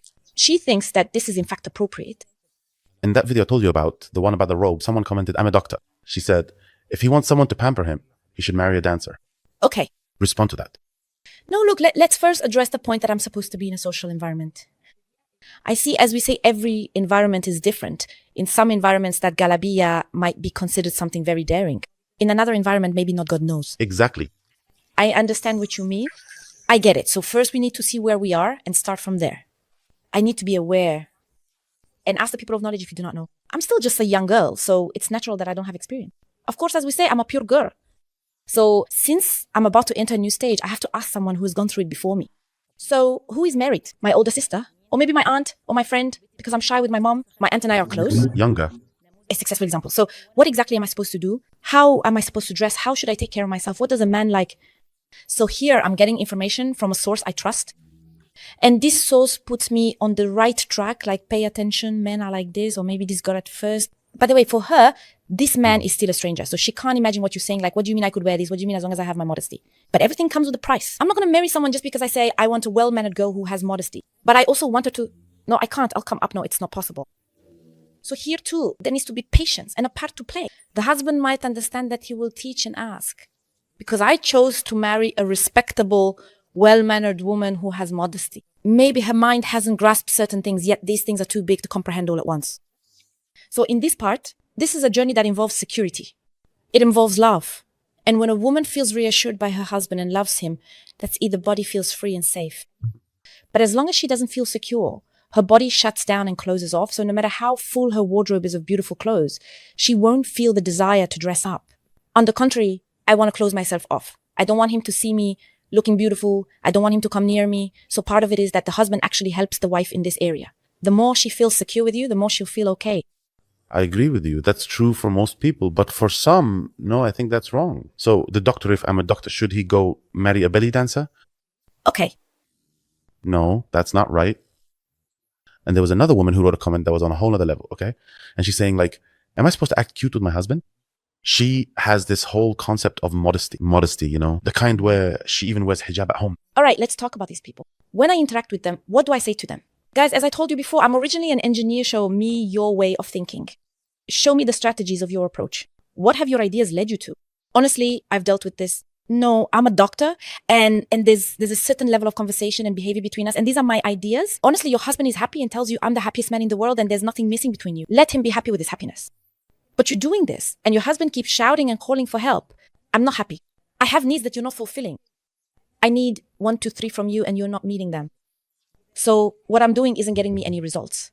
Here, the man has pointed out your shortcoming and given you 3 warnings. Onions are strong. Honestly, he gave them to you. You wanted to go and change. Thank you. I prefer to stay stubborn. That's just how I am. Then you have no one to blame but yourself if he chooses, rightfully, not to anger God and pick someone else. He went and got married in a lawful relationship to help him fulfill his needs. So what am I choosing here? Am I choosing to preserve my husband and the relationship, or am I choosing to stick to the ideas and approach I'm following? And it's important to have a reference for these ideas and this approach. What is my reference for them? Is this society, religion, tradition, or the Prophet, peace be upon him? So I also have to give this advice. If you find what you're saying is in conflict, even when God described women, he said, and the one who is brought up in adornment, the girl is raised with pampering. We get her earrings, accessories, lace socks, and toys. She grows up being spoiled, unlike the boy. For the boy, it's just pants and that's it. Even people who have both a son and a daughter will tell you, the girl has so many details, we spend a lot of money on her. She wants this hair clip, those socks, that bag. So they say for the boy, I just go out, buy his clothes, and that's it. What are you all even talking about? I take my kids, and in 15 minutes, we're done with the Eid clothes. For the girl, it takes 5 days. The girl, yeah, what do you think? It's a whole story. So naturally, I expect that this is what I'm saying. Don't set the bar too high for expectations. I expect that when I get married, she'll take care of herself, and the man will be a man. Exactly. That's the one who's responsible, you know? One time, a friend of mine said to me, I have a company that makes lotion and stuff. So tell your followers that you use it. Shame. That is it. Imagine if the man is the one who cares about himself and the woman doesn't. That also partly comes down to upbringing. Like, she might have grown up in a really strict environment. Her mother taught her certain ideas and she's been programmed with those ideas. That's why I always say, if it were up to me, I'd make it a rule or do something so that before anyone gets married, they have to take an oath, just like in any profession. I swear to God, I am ready to change, meaning that the model I have isn't necessarily the right one, nor does it have to serve me. Just let go of right and wrong when you find that this model isn't working for you. Please try to be flexible. Ask questions. Seek advice. Go look for a reference. Talk to someone. Let's meet somewhere in the middle. There's nothing wrong with changing. And it's not a crime to change for myself first to be happy before I try to make someone else happy. What would make you happy? You'll be happy before him. It's not just that the man will be happy while you, poor thing, are just sitting there. No, you'll be happy too, along with him. Didn't we say at the beginning of the engagement period that we should focus on getting to know each other's qualities? And we talked about the families and that I'm not choosing the family. Then we talked about things that happen after marriage. From here, flexibility, responsibility, and femininity are essential conditions. And now we come to the point of what things make a relationship successful. Should I tell you what makes a relationship successful? Look, this word appeared twice in the Quran. What a blessed servant. What a blessed servant, he was absent. And we found him patient. What a blessed servant, he was absent. I always like when reflecting to zoom out like this. So basically, this situation was about Prophet Ayub and Prophet. But let's zoom out and see why exactly these two instances are where God used the phrase, what a blessed servant. Now, if we want to step back and look at what a blessed husband, a blessed wife, add patience to that. Add patience generously. It's mentioned often in interpretations. Patience is essential in everything. He leans towards what's right and avoids what's wrong with patience. That's the first key. For a relationship to succeed, you must have patience with your spouse's personality. It's not about pride. I will definitely make mistakes again and again. When I make a mistake, yes, I know that today, I know this month I fell short. I know this month I got busy with the kids and didn't pay attention to my husband. I know that I got distracted, but I go back to what's right. I get back on track and I correct my mistakes. I apologize, I reflect, and I fix things. Like, for example, I apologize to my daughter. I apologize to my wife. I apologize to my husband. This is a very important thing. Patience is necessary for success. To succeed, we need to be patient. As we said, admitting and correcting mistakes is essential. The third essential thing for a relationship to succeed and continue. It's also a principle we live by with God. And I always say, let's take it and apply it to the other side as well. All of us in our relationship with God, what do we experience? States of what? Constriction and expansion, right? Exactly. Sometimes you feel as if oh God, sometimes I look and, sometimes you do the same thing, but as if I may say, the connection has been cut off. Yeah, you wonder, God, what's going on in my heart? What is it? What is it? So is God angry with me? Did I do something wrong? Suddenly things change and then it comes back again. Wow, right? So what's your test here? When the feeling of constriction goes away, will you stay committed to what you're doing? Or when you're no longer happy, will you just stop? I stopped praying. I lost the sweetness of prayer. I lost the sweetness of prayer. No, I'm still reading football, not like before. I read and now I feel this way, so I stopped. So number 3 is commitment, regardless of how you feel. Not just because today I love her, so things are going well and I want to spoil you and stay committed and go out. Today I can't stand you and I'm fed up with you. Bye-bye. Today, marriage, life, and those who want to get married, this is the life we're living. Honestly, today I'm not doing anything for you. I'm content and the happiest wife in the world, thank God, and you're all precious to me. There are constants, yes, there are constants. Commitment is one of them, regardless of whether I'm fed up with you, happy or regretful. So this commitment is what over time keeps bringing things back. So when things come back, we experience ups and downs in relationships. So if the moment I got bored with you, I went and cheated on you or looked at another woman, or the moment I got bored with him, guys, I got married, and I advise every woman not to get married. And marriage is only for those who really want it. No, it won't get fixed. With the ups and downs, something called stagnation or boredom happens. What is this in a rest time? This is breakfast now. You feel bored, fed up. And that's completely normal. In fact, it's actually very, very healthy. There is no such thing as no breakfast. It's a healthy thing, really. And stagnation even happens in worship. And the Prophet, peace be upon him, acknowledged stagnation. He didn't say, don't ever let yourself feel stagnation in worship, even in worship. People deal with breakfast in one of 2 ways. Right now, I'm afraid of stagnation. So I either increase what I'm doing, which is wronger. I just give up and say, forget it. I'll stop altogether, which is also wrong. We end up dropping down to the bare minimum, which is the commitment you mentioned. Commitment, but we don't actually read. Exactly. That's what patience is. Admitting the mistake. Patience. Life is full of challenges, so you need to stick to what's necessary. Admitting when you're wrong. And always getting back on track. The third thing is commitment, no matter what happens. Number 4 is investment. Meaning, for example, some people ask, after marriage, how do we maintain love? Why not maintain and grow it? Why just maintain it? If you have 100,000 pounds, do you just want to keep the 100? Those 100 after a while won't have the same value. Not necessarily, but what I mean is that the value of money generally decreases over time, whatever the case may be. So why would I want to just maintain something when I could actually make it grow? And it can take on many different forms. Why do I want to grow it? Because, for example, even if I have $100,000 today, people say the dollar is increasing in value. But as I grow, my needs also increase. So it's not guaranteed that the increase I get will match the increase in my needs. It's the same story.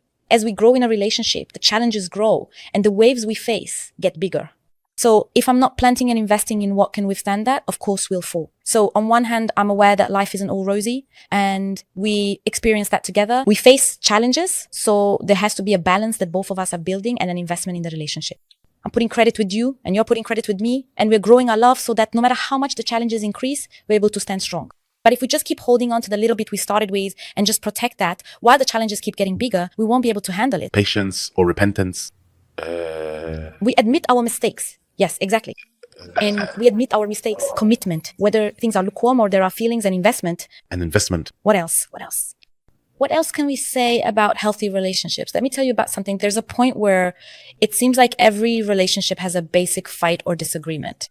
Arguments. From the things that help a relationship stay healthy is that each person always focuses on themselves. So when they lose their emotional balance, they know how to bring themselves back. And when they see their partner, today I'm in a balanced state, but I see that my partner is not. So I help them regain their balance. Why is that? Because most marital problems start in the first minute over something like socks, food, or being late. But after that, it escalates because of the way things are said and the tone of voice. You said this and I said that. And suddenly we're arguing about something completely different. For example, what actually caused the argument in the first place? It's that we are out of balance. For example, let's say you come home and you've agreed with your wife that you come back very hungry and the food needs to be ready. Otherwise, you get hungry and become irritable. For example, if today you come home from work after recording a podcast episode and you're in a great mood and you find that the food is late, you might say, oh, the food isn't ready yet? Didn't I tell you, dear? Come on, please, hurry up if you can. I'm starving, really hungry. You'll handle the situation calmly because you're in a balanced state.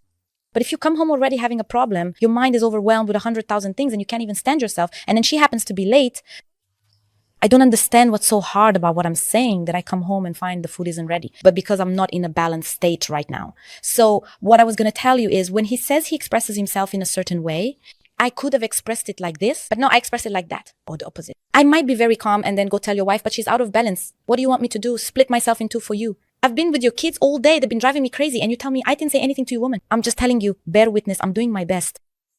Part of keeping an eye on myself is always being in a state of balance. I care about my psychological vitamins, not just that.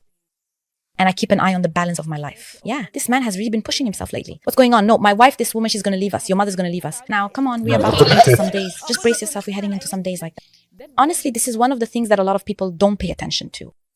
It really protects you from a lot of shocks. And many things we're able to overlook and discuss things calmly as long as we have this awareness. These are 5 really great points to apply. Like, how amazing would it be if they actually did them? I feel so reassured about them. Thank God. My daughter got engaged and my daughter got married and she took my advice and learned about femininity. My daughter came and told me, I want to get attached. I can't live with him. Let's say they didn't follow the engagement advice. They didn't follow the marriage advice. Let's not talk about my daughter. Yes, let's not. I was about to tell you, let's not. We keep giving them advice and we're the ones who end up taking it. A neighbor of mine came and I decided to break up with her. When do we tell her, yes, go ahead, trust in God. There's no hope with him. There's no hope with him. Well, that's a really big topic. There's only one situation where I say that. In what situation? If he has a weakness in his ability as a husband and doesn't want to take any steps and she's starting to be tempted, okay, he hasn't touched her in 10 years. Okay, in that case, if he doesn't want to make a decision and we're not going to talk about it and he won't fix it or do anything in that case, if you ask me, I say separation. Yes, that's the only situation where I say that. The only one. All right, let me tell you something. Let's open up the topic a bit, broaden it for people. Let's open up several points for them. First of all, as Nermine, I have a perspective I like to share with people. With God's perspective. I mean, I have a certain perspective on this point or a vision or as we said at the beginning of the episode, what are we doing here on earth? We worship God because my prayer and my rituals of that. So when it comes to relationships, I categorize them into 3 types. There's a relationship that's like a meal. You might eat a meal that neither benefits nor harms you. It's neither useful nor harmful. Go on, and there's more. There's a meal that's actually harmful. And there's food you might eat that could be bad for you. And there are relationships like meals you eat that after a month could send you to the hospital with poisoning. And there are healthy meals you eat. Relationships are just like that.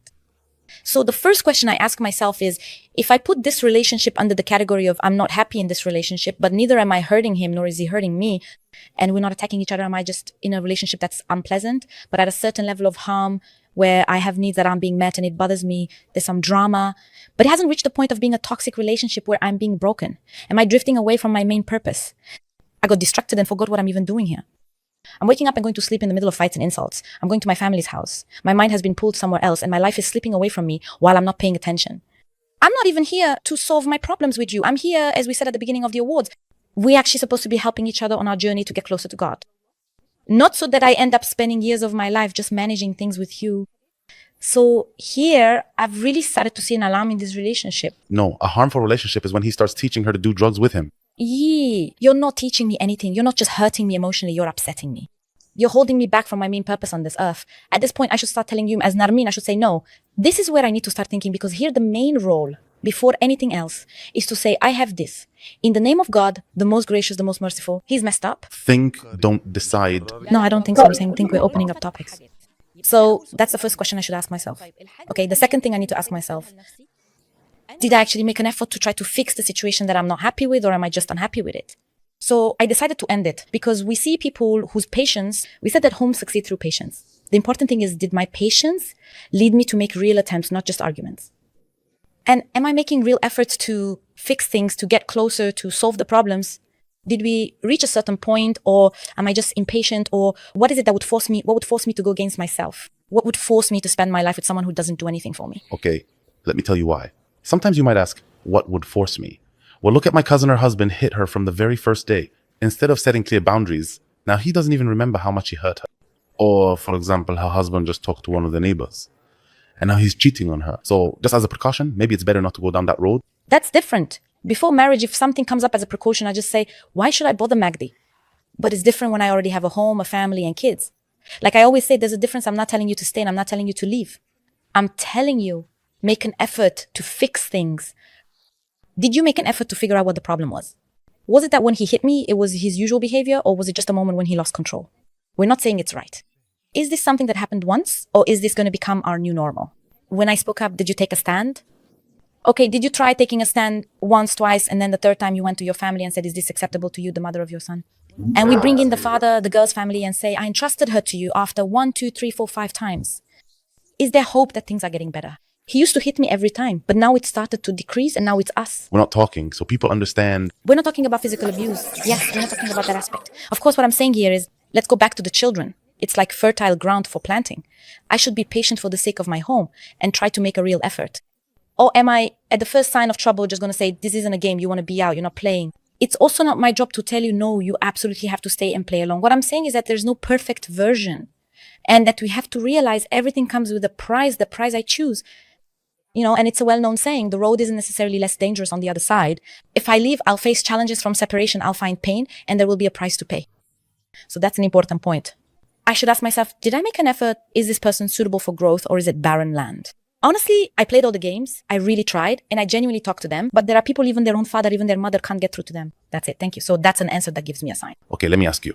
When can I say, first of all, how do I know if this man or this woman is suitable for growth? Just so people understand. When is my husband suitable? Or when is my wife like in those arguments where someone says, you keep following me and nagging, so I want to know when I should give up? No, I really want to know. When is this man suitable and when is this woman suitable? There are signs. For example, if you have fertile soil and anyone throws a seed in it, after a while you start to see, what's this? It looks like something is going to grow, but it hasn't sprouted yet. But you start to see the first signs that it's about to bear fruit. So for example, when we have a disagreement and I tell you, you don't care about me, you don't understand. Whatever it is that I see as a reason for separation. When I say to you, okay, you're right, I really was wrong here. That means there's a beginning of acknowledgement and recognition of the mistake. Or am I still seeing myself as not at fault? Because no one changes anything if they don't see themselves as wrong in it.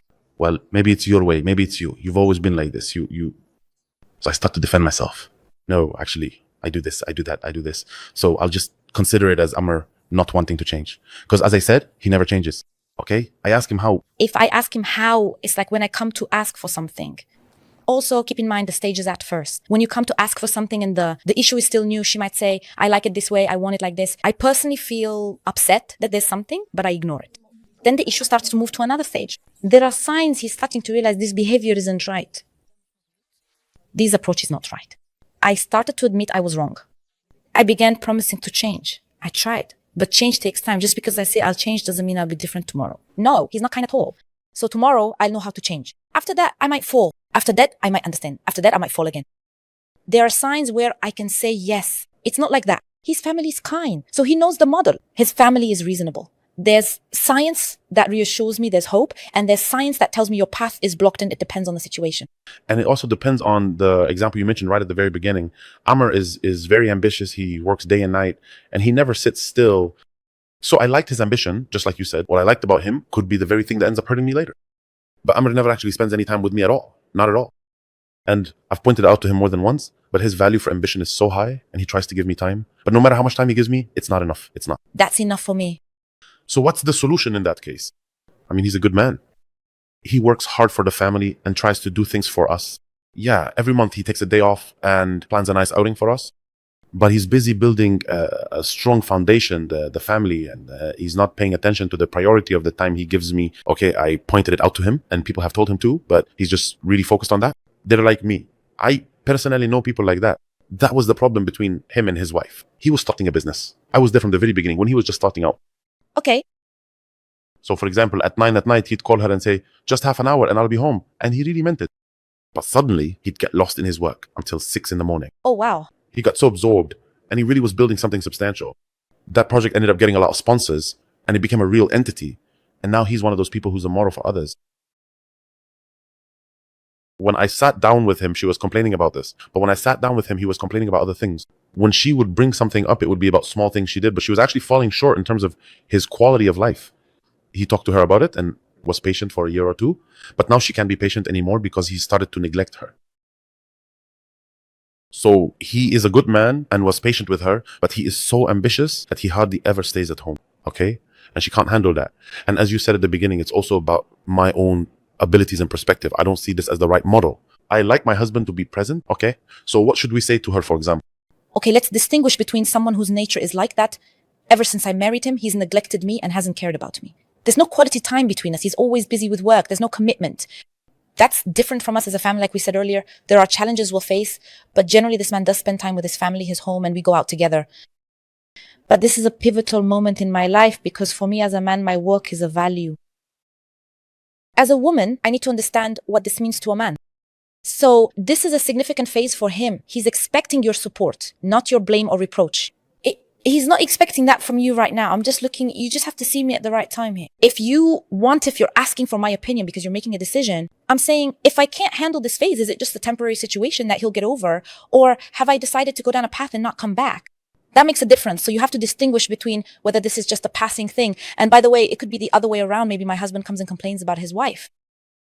For example, your wife just gave birth, or your child is in their final year of high school. This is a busy and stressful year. She's anxious. But if she's always been attentive, and then for a period, her mother got sick, so her focus shifted, what distracted her was an illness. We have to distinguish everyone, not children. We need to mature in the relationship. And at some point, I have to learn how to manage my own needs. There's no such thing as I have a need that wasn't met, so I'm leaving. Or if you're a real man, you do this. No, we grow up. That's the difference between a child and an adult. I'm very ambitious and working really hard, but I'm pregnant and I need him by my side. I just gave birth and I need him with me, okay? But all he did for me was hire a babysitter. These days, he's staying home because we're moving to a new house again. So he's been throwing himself into work for a whole year. At this stage, I really, really need him and he needs my support, just like you said. Yes, but he's too busy for me, so I can't give him what he needs and he can't give me what I need. So if you start thinking about separation at this point, is that right or wrong? No, I won't tell you no. Why? Because here, I'd be tearing down a home just because I have an unmet need. So how should I handle things before we get to that point? I'm still saying we're just starting out and I'm already pregnant. So the first thing I need to do is express to him what I need.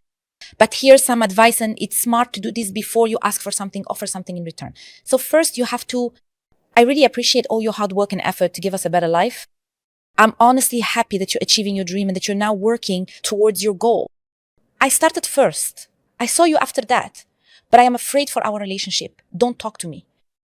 Is it really strategic for me to be in one place and you in another will that make the relationship healthy, as we said, or not? There's a difference between talking to you about myself and talking to you about our relationship. But I'm worried about our relationship. I'm afraid that during this period, I'm out of balance because of the pregnancy and the hormonal changes, and I'm feeling weak, and you're busy and away, and we might both end up out of balance. We might find that over time, the good things between us have faded away and we don't even realize it. Let's think about our current situation. No matter what happens, we need to make sure we set aside time for us. So here, I'm pulling you toward the idea that we should first make time for our relationship within our schedule. Then I can start getting comfort from you. But now I know how to help you see things from a broader perspective. But if right now you were to say to me, where do I fit in your life? You're not giving me that. He won't be ready to hear that. That's the best thing you've said about our relationship. Exactly. That's how most problems happen. Let me give you some advice. Remember when we talked about the mentor at the beginning? So I'm giving you advice. And you see, Amra, you think he's giving this advice for his own benefit. Yes, she's giving this advice for her own benefit. So I want her by my side right now for my own sake, because I'm going through something and it's as if the message he's getting is to hell with your work, to hell with your ambitions. Come sit next to me, right? But when I talk about our relationship, then this person is focused on something that matters to both of us. Exactly. So he becomes careful about this exactly here. Okay, let's suppose this person responds great. That's a win for both of us. The worst response, what should I do? No, I'm not going to get a divorce. So what will I do?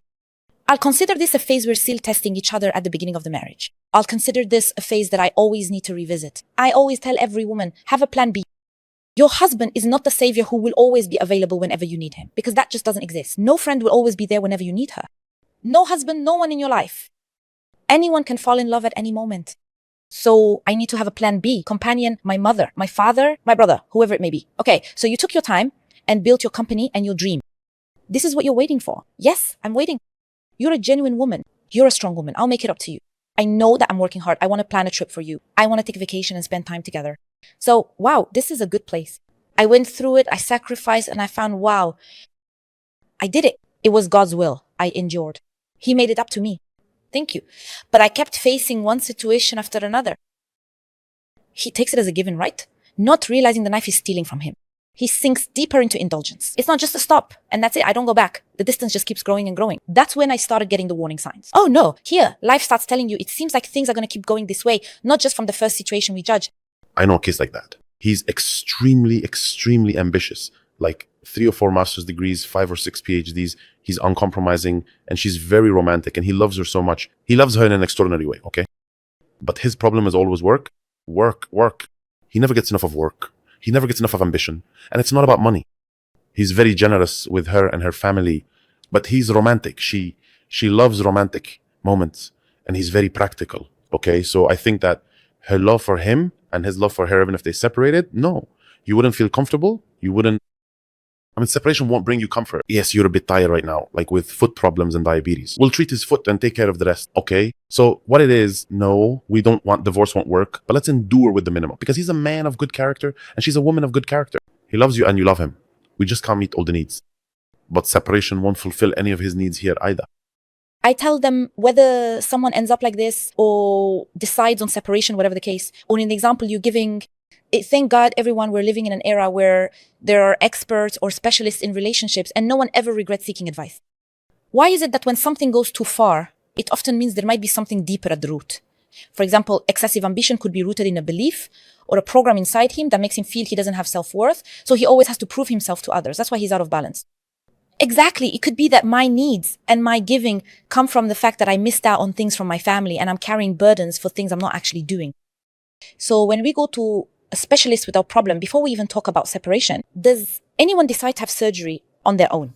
No. I went on Google, discovered I have a certain problem and booked a hospital. And I booked it. Don't go out, Sakina. You go to 4 different doctors, hoping that if one says you need surgery, another might say you don't. So you keep looking. So don't take the decision of divorce lightly. Go and hear from somewhere, things really over. Or can you give us an exit? Well, I could start teaching you. No, actually you have an issue here from childhood that's still affecting you. By the way, you have a program running in you. And when we solve it, things will change. But for now, we're not ready. Sometimes life isn't rosy, but we can still live. And it's finay a good life. It's not a perfect story, but it's a good one, thank God. And sometimes we also discover that, honestly, you're just not right for each other, guys. And it's better for each person to ask for advice. Seek advice so that when you make this decision, because it's not just the two of you, there are children involved, you can be sure you did everything with a clear conscience and saw that this was the best solution and that there was nothing better you could have done. And I'm echoing your words. Ask and seek advice so you don't end up after the separation saying, what? If only I had known this information, I could have fixed things. Exactly. So now we know. And we have mental clarity that says this person is respectable, but we just can't be together. This person is respectable, but we just can't be together. Exactly. And I often say, for example, sometimes when someone comes to me and says, no, this is how I am, I won't change. No, if that's how I am, I tell them, thank you. But if you're going through with a separation, just know that you'd experience the same thing or the same pattern with someone else because the problem isn't with her, you have the same program. The same. You'll enter a new relationship and live out the same pattern just with a different person and you'll face the same challenge because you haven't solved the problem within yourself. So even if I refuse, just be a weirdo as you wish. I mean, it's your decision, but it's not like if I change the person, then I'll be happy. I get it. It is, long as the problem still exists within me. If the problem isn't with the other person, I'll do it again with someone else. Maybe the problem is mine. I'm an ambitious man who doesn't go home and I'm married to an ambitious woman who also doesn't go home. So we're both happy. So here in the second model, as we said, I've learned that my perspective on the relationship at first, for example, when we talked about independence, we're not entering into a partnership or a romantic relationship. No, we're coming in with the mindset of you live your dream and I'll live mine. And we'll meet up on holidays, special occasions. And Fridays, other than that, we do our own thing. So here, when I entered into this, why did I succeed in the relationship? It's not because this one is better than the other. It's because here, I chose what suits me, not just someone I love. But relationships that have independence still have a family. We agree that it's not our job to say, I'm just talking. Here, the man I'm saying, if that was your choice from the start, then you're free to do so. You're ambitious, So you're not staying at home. Yes, it's romantic. I want you at home. So you both decided to separate and you went and married an ambitious woman, just like you're ambitious. I mean, when you start a family, how many people really? Now, you're ambitious, you reach 50 or 60, but in the end, you'll want a home, right? At a certain age, you'll want to come back home. Who do you want to grow old with and share your life? Or will you just grow old and find yourself sitting at home alone? I never instilled my own presence in my children. I never instilled in my children a love for me. I never shared anything with them. Like those people who travel abroad to the Gulf, they work there and only come back during vacations. He brings each one a gift on year, 2, 3, 10, 20 years go by, and the kids grow up not knowing their father. Yeah. When he comes back, people feel awkward around him, and the kids say, we don't know you, you're not here, who are you in our lives? So you have to keep in mind as well that there's a family system, and life isn't all about ambition. And life isn't all about romance either. There's a family. There's balance. And you will reap what you sow. You will harvest what you plant. So whatever I'm planting today, whether it's with my wife, with my children, with my family, with my father and mother, in my relationship with myself, by the way, I might be ambitious, but end up neglecting my body, straining my nervous system, or skipping meals and ordering food from outside. I'll pay the price for that one day. Being out of balance in anything, not just in marriage, but in whatever I do. Anytime I step out of balance, I'll pay the price for it one day. Speaking of balance, I actually made a video about that. I was talking about how too much stress leads people to something called chronic. So you get a syndrome, and it's always the case for everyone. Me, Methe neglected the balance you mentioned, my health. That health, whether it's physical health through exercise or food, mental health, the religious health of the family, which is my companion. When I distance myself from all of these just to achieve one thing, success at work, I end up ruining my own life and the lives of my children who didn't choose for me to be their father, right? And by the way, this kind of extremism isn't just found in men. Sometimes you might find that wives are more mothers than they are wives, so their children become their whole world, and they focus intensely on their kids, over and over. One time, a woman came to me and said, by the way, I felt like I was a really bad mother. You know, I was sitting and talking with so-and-so, and she does this and that for her kids, and she does. So she told me some strange things, you see. With all due respect, she's a great mother, but where is her husband in all this? Where is she? I can imagine what she looks like when I see her. This is not success. That's why even God never used the word success. He used prosperity. Success is just about obtaining something, and that's it. You got it, whether it was good or bad, whether it benefited you or harmed you. This isn't how it's done. Prosperity means I did something and gained its good, avoided its harm, and did it in a way that pleases God. So if that's prosperity, then my joy isn't just that I succeeded and became the greatest investor in the world or the greatest life coach in the world. But if I have illnesses and lost my wife, that's not real success. It might look like it, but it's not prosperity. How many people, after they grew older and achieved everything, realized that they never enjoyed time with their children? Exactly. There was a famous person who ended up committing suicide because in the end, he asked himself, so what did I really gain? Yes. Or he neglected the spiritual and religious side, his relationship with God. So he felt like he couldn't go on. So balance, everyone, is one of the best things in moderation in everything so we can live a good and beautiful life. When do you take the decision to divorce? Divorce decision? When should you make it? The decision to divorce, I mean, you have to consult someone wise, a trusted elder from your family, someone with a different perspective who can confirm things for you or show you things you see or don't see. If I have the means, I should go consult someone. If I don't have the financial ability or the means, I should learn, get a book, listen a lot. Thank God I read. That's the key. They will open things up for me. Like you said, when I attended the lecture, I thought, wow, I wish I had heard this before the divorce. Well, I can listen to advice. What is this? Turns out the problem was with me. And what I thought was his fault, what is this? Turns out they were right when they said I act like a man. So knowledge will show me, and if I can seek advice, I will. If not, then that's it. Meaning, if I have exhausted all of this and people have confirmed to me that my decision is truly the best one, then I will put my trust in God. But I have to ask myself if I am ready to carry out the decision or not. Because the cost of making a decision is one thing, and actually carrying it out is another. I might have decided to separate, but I see that I need to postpone this decision for a year, maybe 2, for various reasons and calculations. The kids have exams. I'm not financially ready. There are circumstances, and maybe tomorrow I'll be ready to carry out this decision. So making the decision is one thing, and carrying it out is another. That's something else entirely. The basic qualities, really basic ones, that if present in a person, whether a man or a woman, no, never mind. Yeah, let's not continue with that. Look, I don't like to say that because that's relative. I mean, a stingy man is a stingy man. There are women who can stay with a stingy man. She might say, but he's kind to me and I have money, I have some savings and he's kind. Yeah, it's normal for a man. He's just careful, not stingy. Look, the saying people use that a stingy person is stingy about everything, I don't really believe that because it depends on what you can tolerate. If I say that, I'm generalizing. Just because you don't spend money. So does that mean you won't give in any other area? There is no man who knows how to pamper himself. I know a man who would spend the whole day hugging his wife, but if you ask him for something, you'll see what happens. But in the morning, he's all about cuddling and pampering. He brings food, he brings drinks.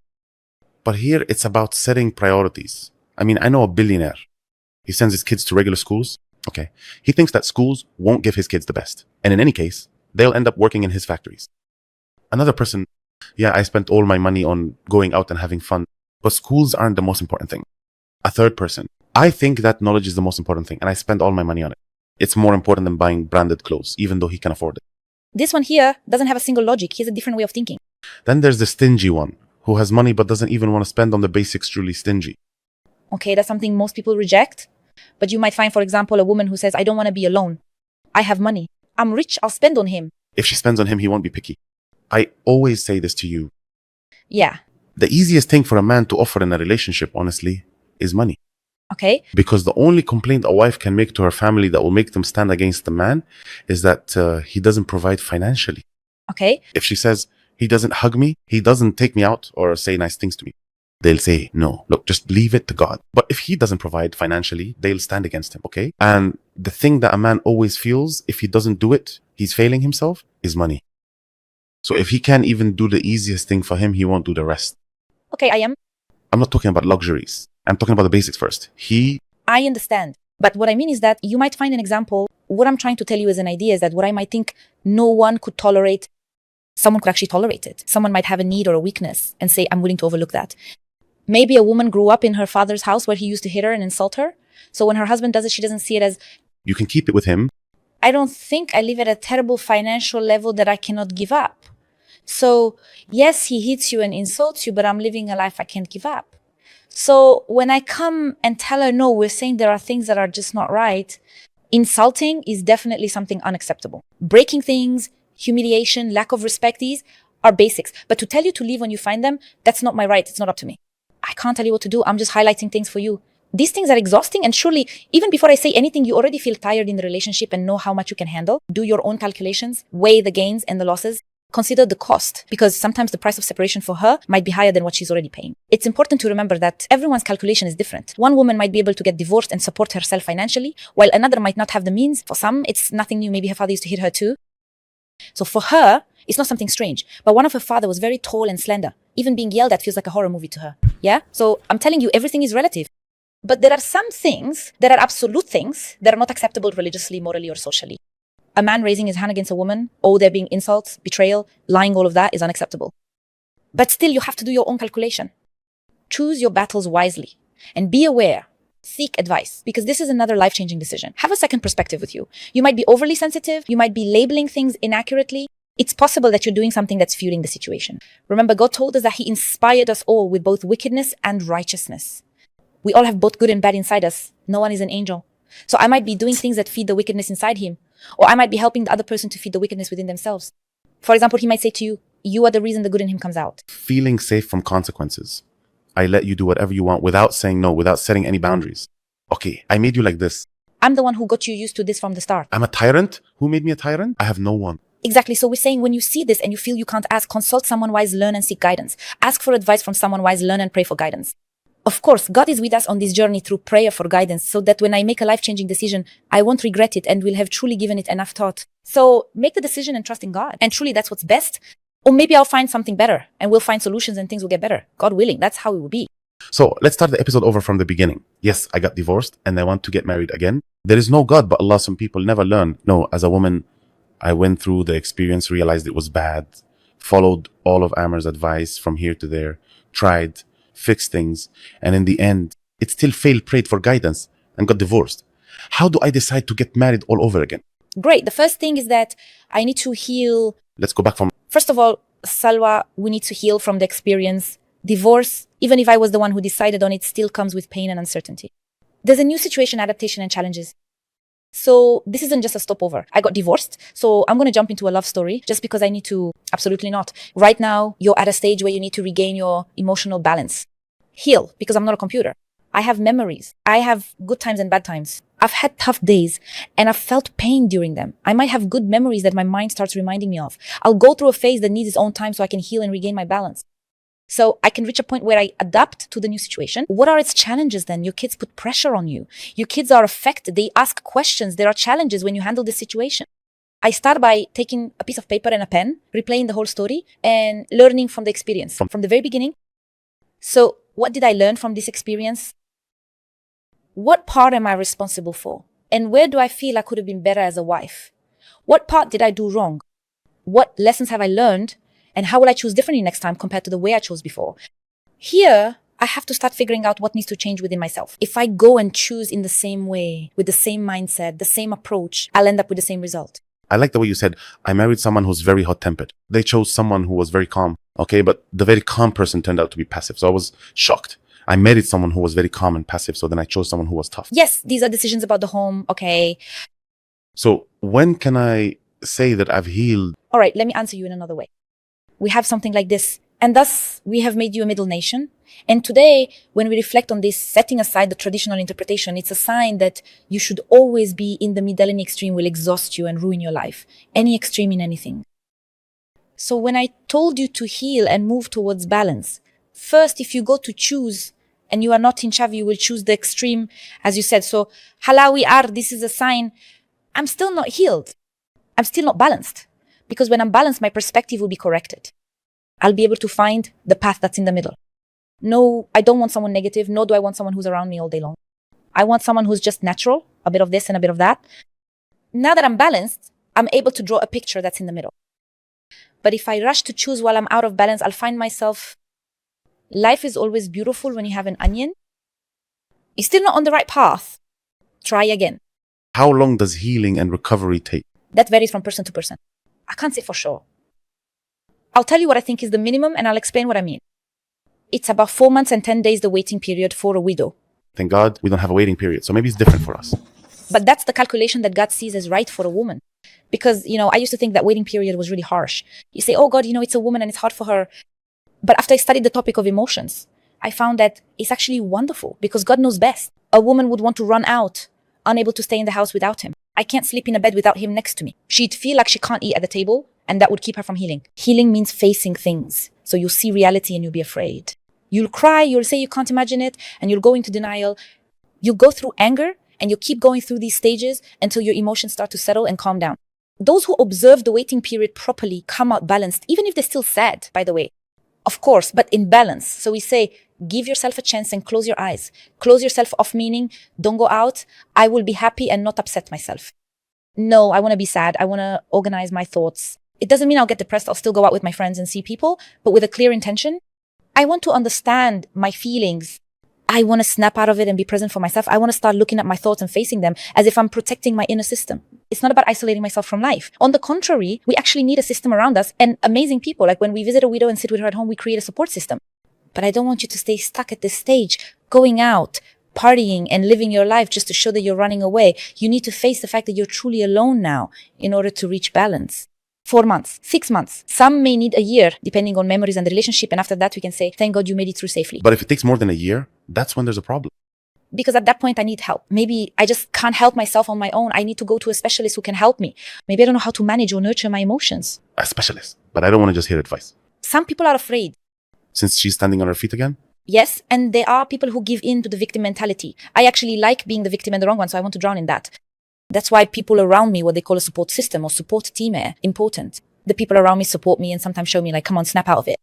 So that's it. You become another set of eyes for me. Because instead of helping myself find balance, I'm actually feeding into my own misery. And that's why I'm not afraid. On the contrary, I'm just making things harder for myself. For women, there shouldn't be a man in the system. And for men, the system shouldn't include a woman. Yeah, but you guys keep making the same mistake. You men do this all the time. As soon as a man gets out of a relationship, he immediately jumps into another one because he's looking for that system in someone else. That's exactly why your car will be too. Well, that's wrong. And that's wrong too. Yeah. And the other thing is, your support system shouldn't be people who, for example, are men who badmouth women as men, or women who badmouth men, or people who just sit around criticizing the ex-partner. Yeah, no. You need someone who wakes you up to yourself, who talks to you about yourself. Like I always say, focus on your own paper. Exactly why did he leave me? The answer is with you. If the answer is with him, then it's none of your business. So what am I going to do? The answer is with us. How am I going to stand up again? How am I going to learn? What should I go listen to? Who should I go attend with? Who should I maybe go talk to? Learn to observe in the first place. Even when you talk about the marriage contract, guys, it's a solemn covenant. Everyone just goes and takes. Come on, honestly, has any of you ever opened the book in the Sunnah to see how the Prophet treated his wives? Did you go and look at Lady Khadija, Lady Aisha? Honestly, I'm not even talking about specialists. We don't even understand our own religion, nor do we know what the book or the sunnah says about how to treat your spouse, about kindness and good conduct, and not taking advantage of each other. We don't even have the basics. Well, I need to know that too. I should also go and find out what my rights and responsibilities are. And there are things in it that I enjoyed.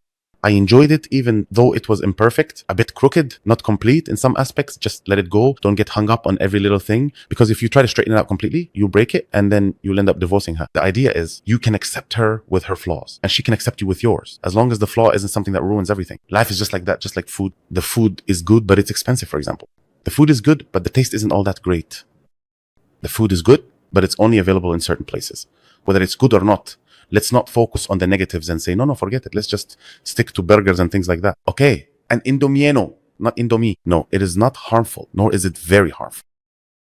Looks like you've banned them at home. Ban them. Look, there are a lot of things. No, I mean, I think we've almost finished the episode. You mean you tell them? Anything at all. I mean, what I want to say to them is, if you've listened, go back and listen from the beginning. Seriously, the first time you listen and the second time, have a pen and paper with you. I really love pen and paper, guys. It's very old school. I love pen and paper, yeah. Sometimes I go in with my laptop and they just take notes on it, but I come in with my pencil case. You'd think I'm behind and they look at me like, are you still doing that? But I'm really into this part and I go back and check. Right now, I might have listened to a whole episode, but I'm not in the engagement phase at the moment. Right now, I'm in the healthy building phase. Yeah, we do this, we don't do that. No, right now, I don't really need to keep going. I need to focus on the engagement, and then later I'll watch the marriage part. Right now, I'm in the breakup phase, so I want to replay this part, listen to it, absorb it, digest it, and take notes. What do I have and what do I not have? We brought up some things, but that doesn't mean we covered everything. Maybe there was a phrase, wow, that was enlightening that I didn't hear. So that's a topic I want to go read about. I'll watch another podcast where someone else specializes in it. So today, God has enlightened me about something and I'll go pursue it as long as I need it. And knowledge is not a treasure unless we apply it correctly. Exactly, unless we apply it. I once heard a saying about someone who, as soon as he graduated, for example, in coaching, went and took all the courses. So by the time he started applying what he learned from the first course until he finished the last one, he had forgotten everything. But if he had studied a part and applied it, then studied another part and applied it, I listened to the whole podcast. Now I have the knowledge. But it's not the same as when I actually pick up the paper and start writing things down. So what is this? This is the engagement period. We're supposed to ask what questions should be asked during the engagement period. And I start to walk through it. So I know that I need to learn how to do certain things, not just sit around. I walk through it and take action. Now I have a framework to follow, whether in choosing, in dealing with things, or even in making decisions later on. Exactly. I'm really happy with this episode with you, truly. Hope it helped and was enjoyable. Hope for huge success, God willing. God willing, grace. See you in a new episode, God willing. Peace be upon you.